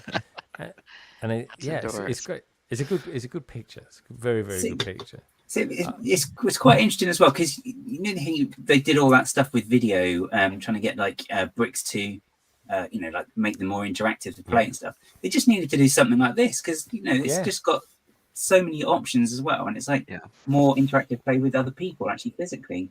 I hope so. This is the thing, and it's been there for the last 50 years. So, thank goodness for Bolbricks for bringing this up. Yeah. Next picture. Great, lovely pose as well. Like, you genuinely look like a little kid. You've made it. You can. This is Nicole showing us the inside of one of her IKEA cupboards. What's going on here? He don't look too happy, does he? That one. No. It's like watching someone. It's like watching Gaz. At Bricktastic, and some kids keeps touching his Doctor Who minifigures, saying, "What sort of Harry Potter figure is this?" And he's like, "Oh, it's not Harry Potter, it's Doctor Who." There. Yeah, exactly. It's got funny, hasn't he? What's going on here? Ted, what are we looking at here? Is this some sort of Animal Crossing thing that you've got going on, Lady McBrick? Right, that's the start of my island. It will be 1 meter in width, so and the whole depth of it, and there will be 3 levels in the end. But I'm starting with the beach section first to surround it, and then I will level up. So just to start somewhere. Good stuff. Looks good. I like it. Yeah, Nice one. It's good fun. Yeah. That's shaving together. There's a lot of bricks involved in that as well. Come on, I see Yeah. them, but they are there. There we go. We've got a little AT-AT there. Go up, and then you got Yeah, it there. and there will be a bit like the dark section in the background with the stars. There will be the whole back built up on it because it's a bit like in the game. Can I just say, I think that's the best Monkey Kid set they've ever come out with. I love this set. Yeah, Absolutely me wonderful. too. Really is. Nice little collection there. I saw for the first time actually the other day the new Millennium Falcon, the MIDI version of it. Oh, I tell you what, very nice. Really, really nice sets. They've got some good Star Wars stuff coming out. Yeah. I still always think though certain minifigures I'd love to see something like, I don't know, Sol Greer or something like that. I think it'd be a good one. Just throwing it out there. Anyway, let's have a look at this one, shall we? Bring it back to oh Matt, stop laughing. Viking. We got Vikings. There we go. This is such a lovely set, isn't it? Yeah. Again, would it look? You get some of those characters in D&D wearing those helmets. Oh yeah, for sure. I mean, just shields these are other great. sets. The shields. It's a good time to be a Lego fan. Oh man, Definitely, yeah. Medieval knights, Dungeons and Dragons. I mean, it's totally all interlinks. I mean, you could just make that up as some sort of strange serpent creature. Isn't there like a creature called Hydro something or other in Dungeons and? I mean, it would be more of a serpent, I believe, and then a dragon. So. Oh yeah, good point. It would be. If I did a D&D thing, I'd call it the Serpentine or something like that, because I got one of those in London. Now, how cool is this? This is from Minifig Nick. Carrie, take a look at this. Yeah, need that. It's so beautiful. I just want to hug someone when I see stuff like this. Do you know what I mean? Cute. I'm like, it's beautiful.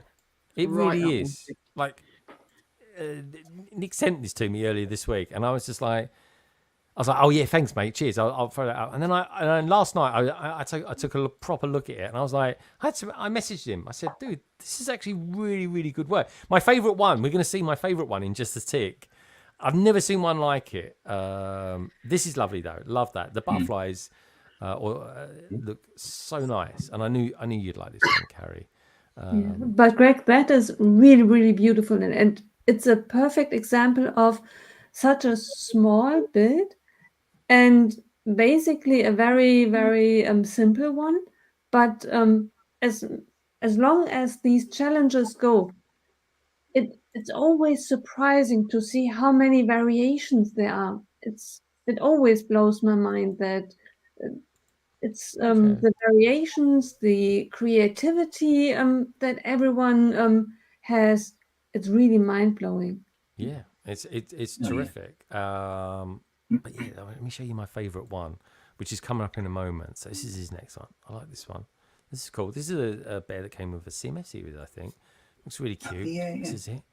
This is what I imagine Dan and Si looking like all over the weekend. You see them in their pictures on Instagram, all cozied up on the sofa. I'm like, God, it looks well toasty. That does. Look what he's done down here as well. There's some sort of track on the go. This is nice. Go team and you and love and stuff like that. I don't know. It's just a really nice one. Look at it. This is my favourite one. Look at it. Look at the narrative. That's a nice touch of it. Those are the little houses in the is it the elf? One of the the elf CMF. The female elf. I know. This is so cool. This is my absolute favourite. Yeah, Peace Part has probably got the least amount of parts in it. I mean, I say that there's a lot of 1x2s and 1x1s trans clear pieces. Yeah. But because the trans clear background, you don't notice the action piece either, so it does look like it's suspended. Yeah, honestly, really good. Plates instead of bricks too. That hides that better. Yeah.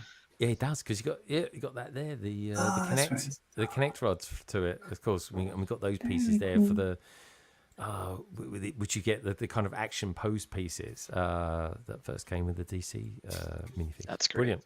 Yeah, so good. Here's another one. This is what I've been doing in the here in the Cabino for the last week. I didn't look too different to all this.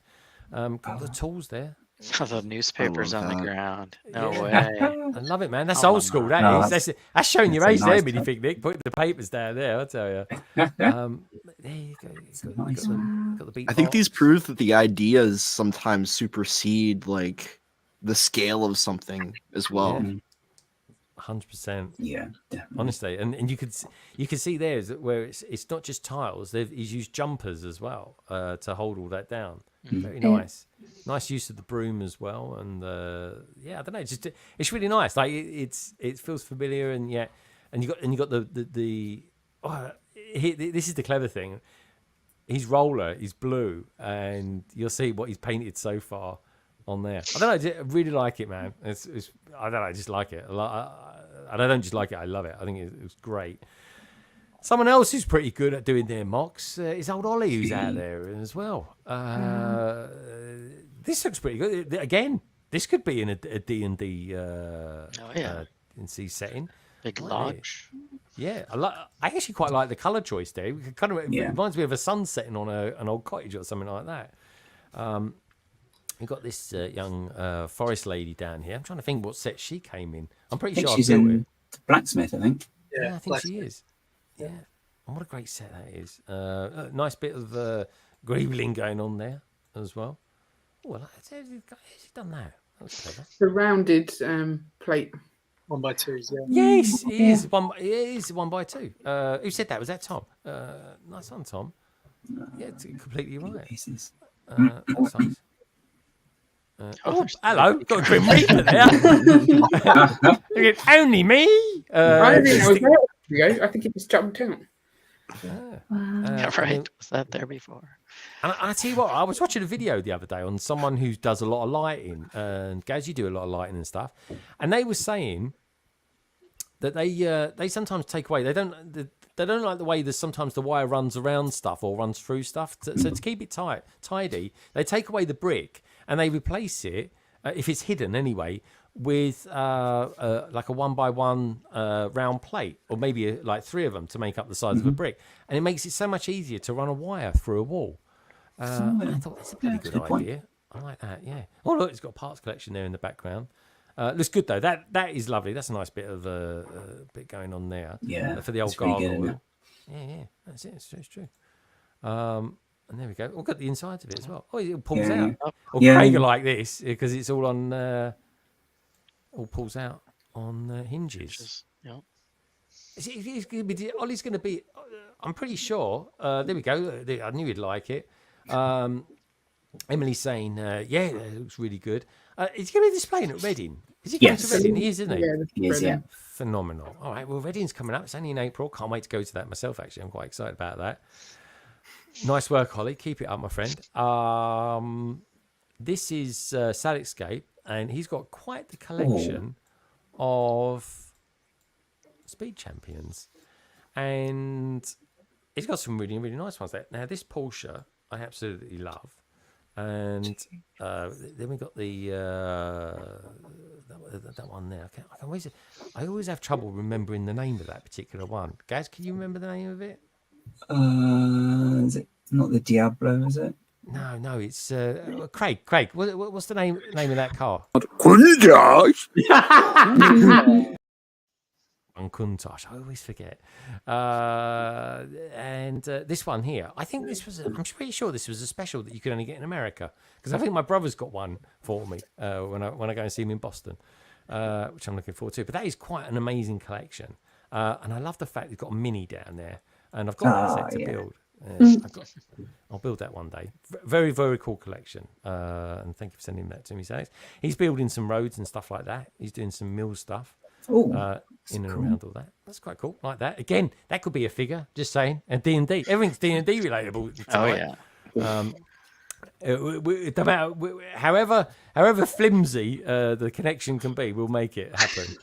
Okay, this one might be a bit far-fetched to say this. It could be a bit like someone who's killed a giant panda, not panda, it'd be like a polar bear or something like that, and wearing it over their head. Because that's what they used to do in medieval times, folks. They didn't make coats, they just used to kill big animals and then wear them. It didn't even have to stitch them up then or anything. Very cool, very cool. I like that.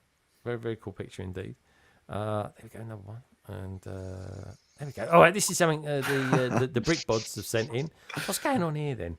So this is our make and take. You have to try and spot where the make and take is. Okay. It seemed silly not to put it on there. Oh. Perfect for Bowser. So. Yeah, the bottle could have fallen down. What's that meant to be? Flower's dying. Seen better days, that is. Because it's not. It was too tall for the shelf, so Ian just. Yes. Oh no! to Blame adjust the. ones so it fits, but yeah, for now it's just on the its side. parts. Couldn't be bothered to fit the shelf properly. He's just like, oh, I just changed all the thing it says around it. Well, we don't want the distance to be too big, so it's either not have the orchid on display or make it fit. Oh, okay. Yeah. Doesn't he look cool? Yeah. Yeah, we've got the Black Country Brick Show, 6th to 7th. Yeah, and then the Reading Show the last weekend. Very cool indeed. You going to the Black Country Lego Show, aren't you, Brickbods? Yep. Yeah. We're looking forward to it. Yeah. I'd say you won't be on London Calling that week. That'd be a shame. I have to get you to send me some pickies. What we got here? This is. No, we might. Depends what time we get out there. Oh, yeah, okay. I can't remember. We'll have to check what's going on. Because we'll be at Ian's parents. So. Ian's parents. Oh, he's in Birmingham, yeah. Yeah. Good stuff. Good stuff. Yeah, guys, what are we looking at here? This is was that a 3-in-1 set? This one. Yes, it was. It was this one. Pretty. He's got a funny face, isn't he? Yeah, it's really cool. I really love it. Did you like, I'm surprised. It's got the space logo on it and everything. And this was before the space theme. I think the set came out about a year ago. It's kind of nice. Was it a helicopter or a spaceship? I can't tell. It's some sort of jet fightery planey thing. Yeah, it can't be Yeah, helicopter. it's really It's not got rudders. Yeah, it's really cool. It looks nice, man. I like that. I really like it.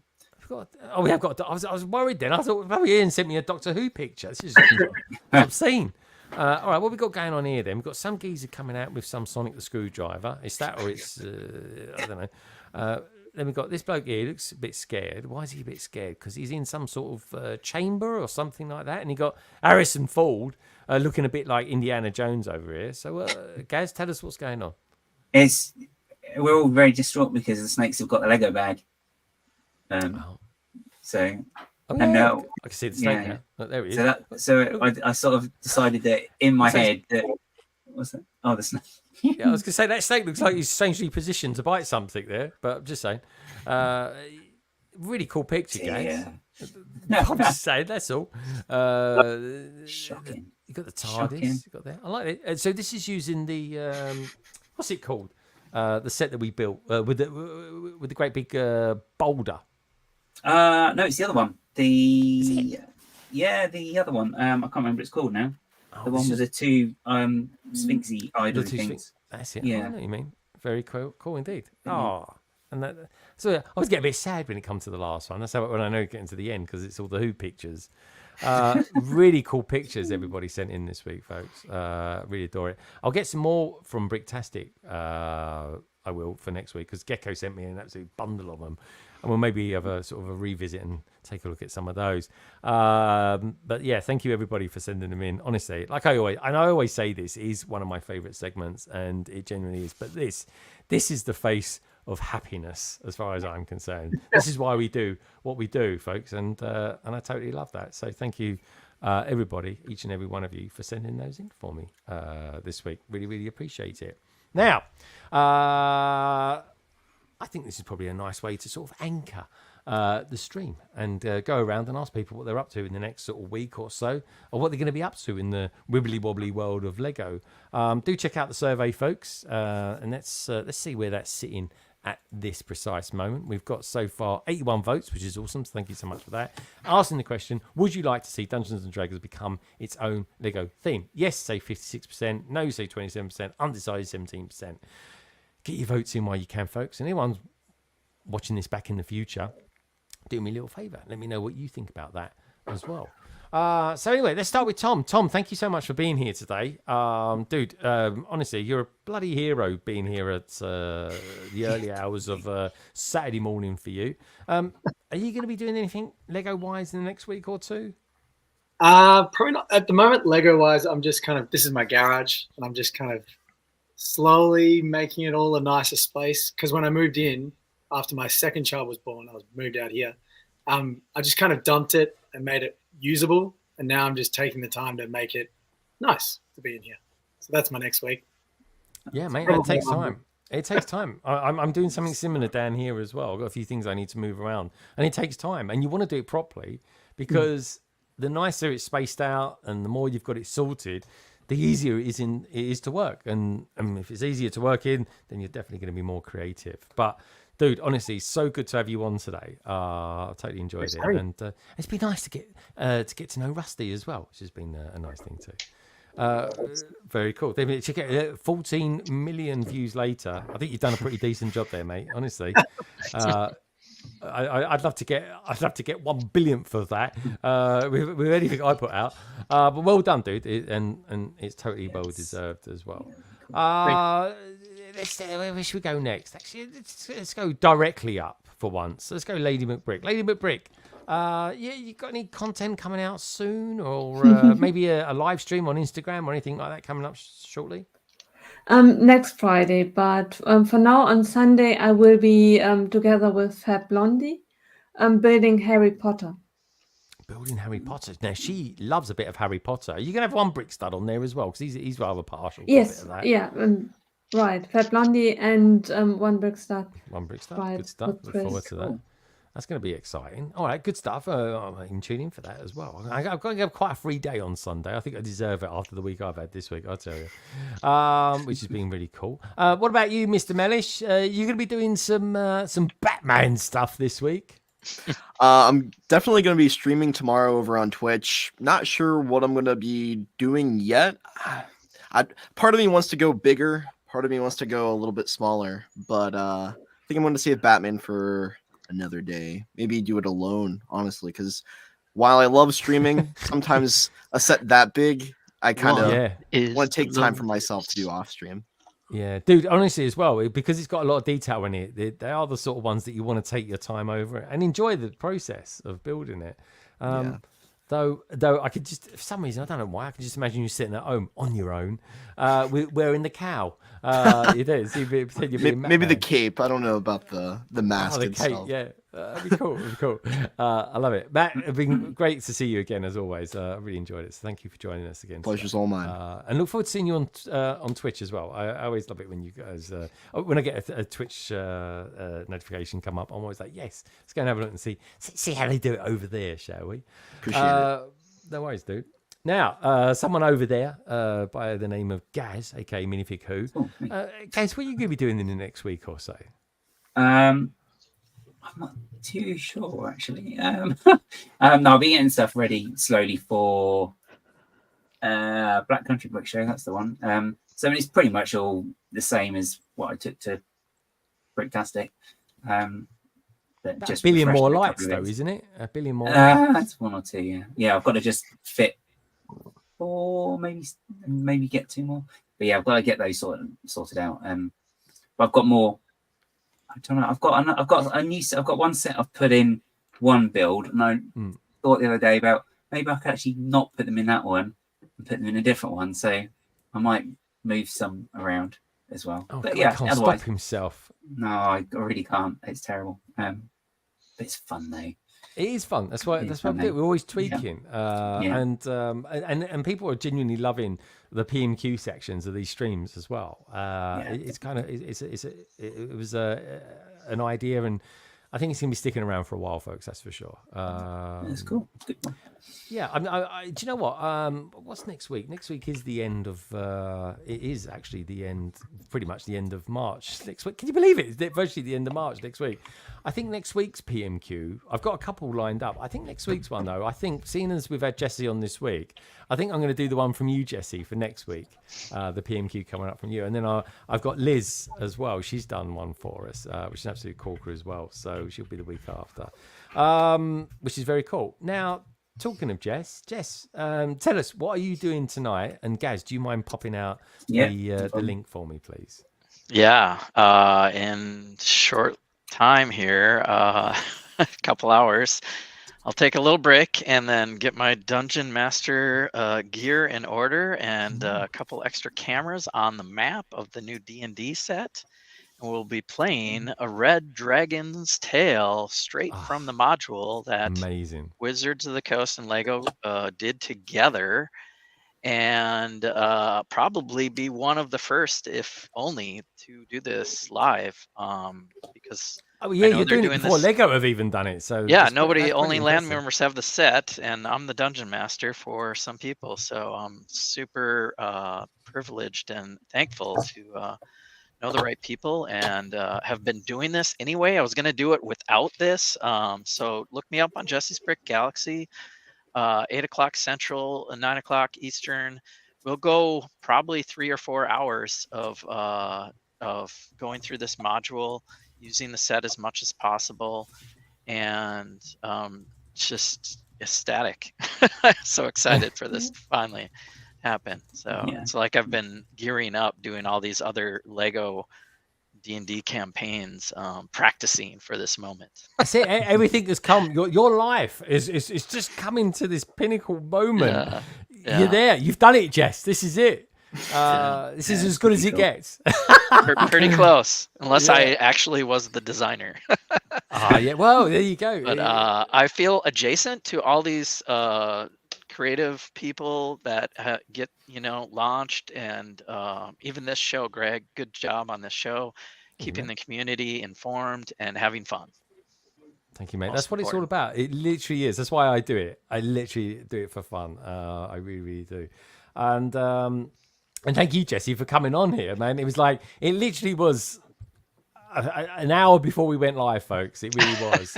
It was just literally, I thought, I really like to get Jesse on. And we were chatting, and you said, I sent you the pictures. I said, I needed a distraction to talk about it and geek out on it. And then the other day I went to the Ghostbusters movie. I was like, I need something to take my mind off of it so I can think about something else. Yes, of course. So yeah, thanks again.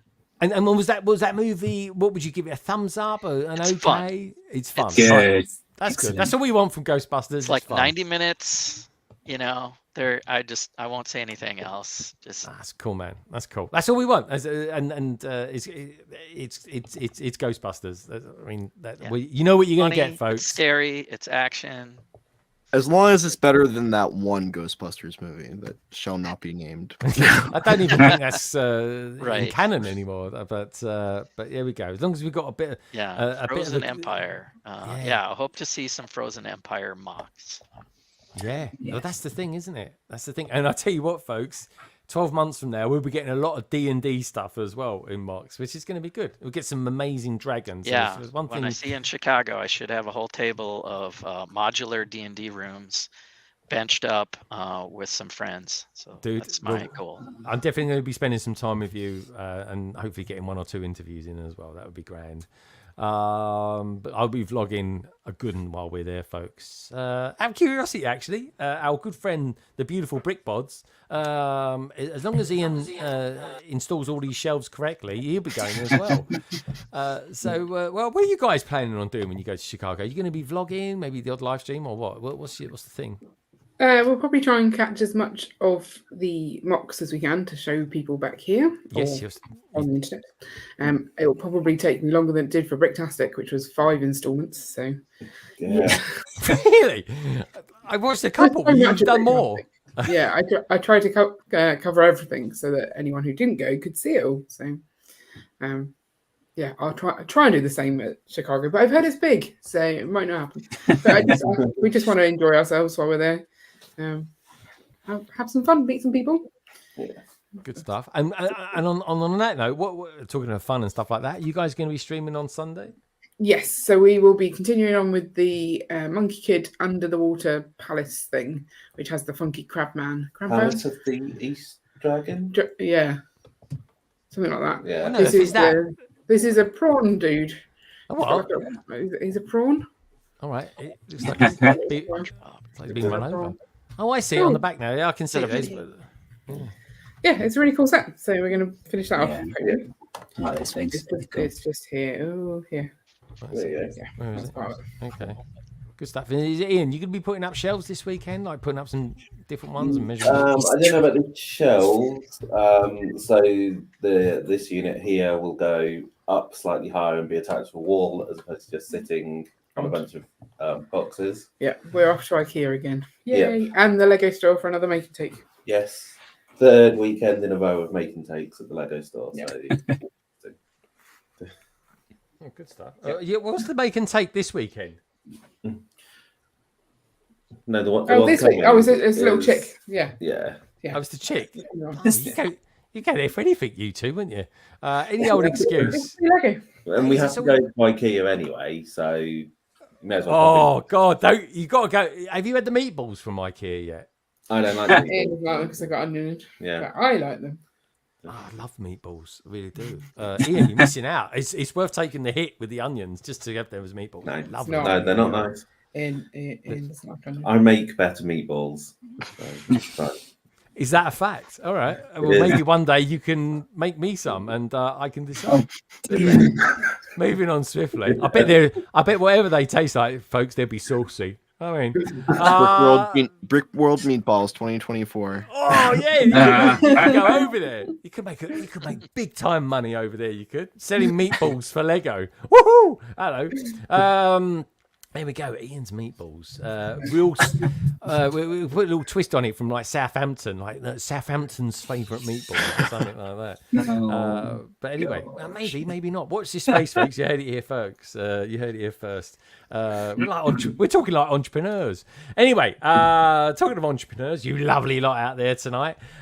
Would you like to see, referring to the survey, Dungeons and Dragons become its own Lego theme? 54% of you said yes, 26% of you said no, and undecided 18%. That's not too bad. Anyway, folks, coming up from me. Well, I've been doing a lot of stuff. Actually, I'll put something out over the weekend on my channel, on the community board, just to let you know what I have been up to for the last 2 weeks, because it's been blooming hard work. And you'll have an idea why my output's been slightly lower than normal when the live streams haven't been coming so often. But anyway, normal service will be resumed after this weekend, folks. And then, of course, next week, we've got the long weekend coming up.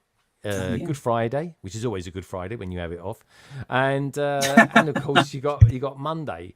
I'm talking in the terms of context of holiday, guys, and then you've got Easter Sunday and Monday.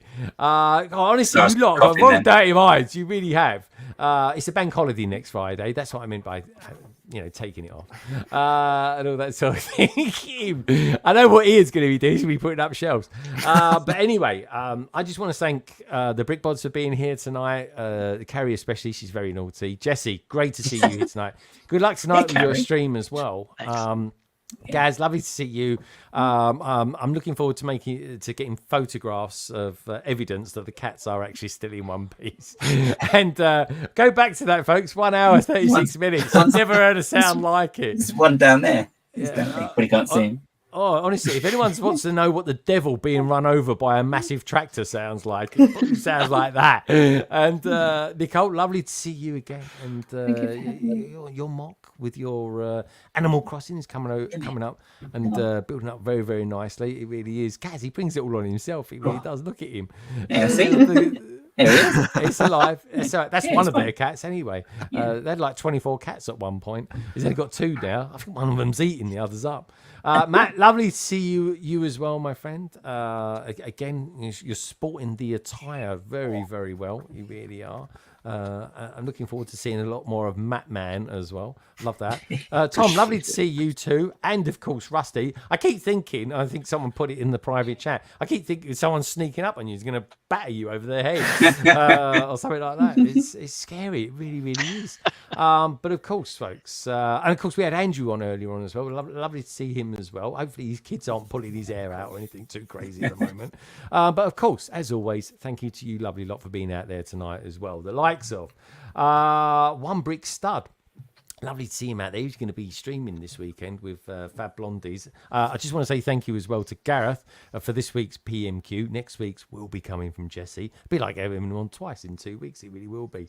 Emily Sykes for her lovely questions earlier on as well. Rebecca Barter, the Brick Larrikin. Shane, lovely to see you, my friend. KO, Mitty Bricks, Polar Bricks, T-Lac, Minifig Nick, and of course the gorgeous, the sensational 2K Foles.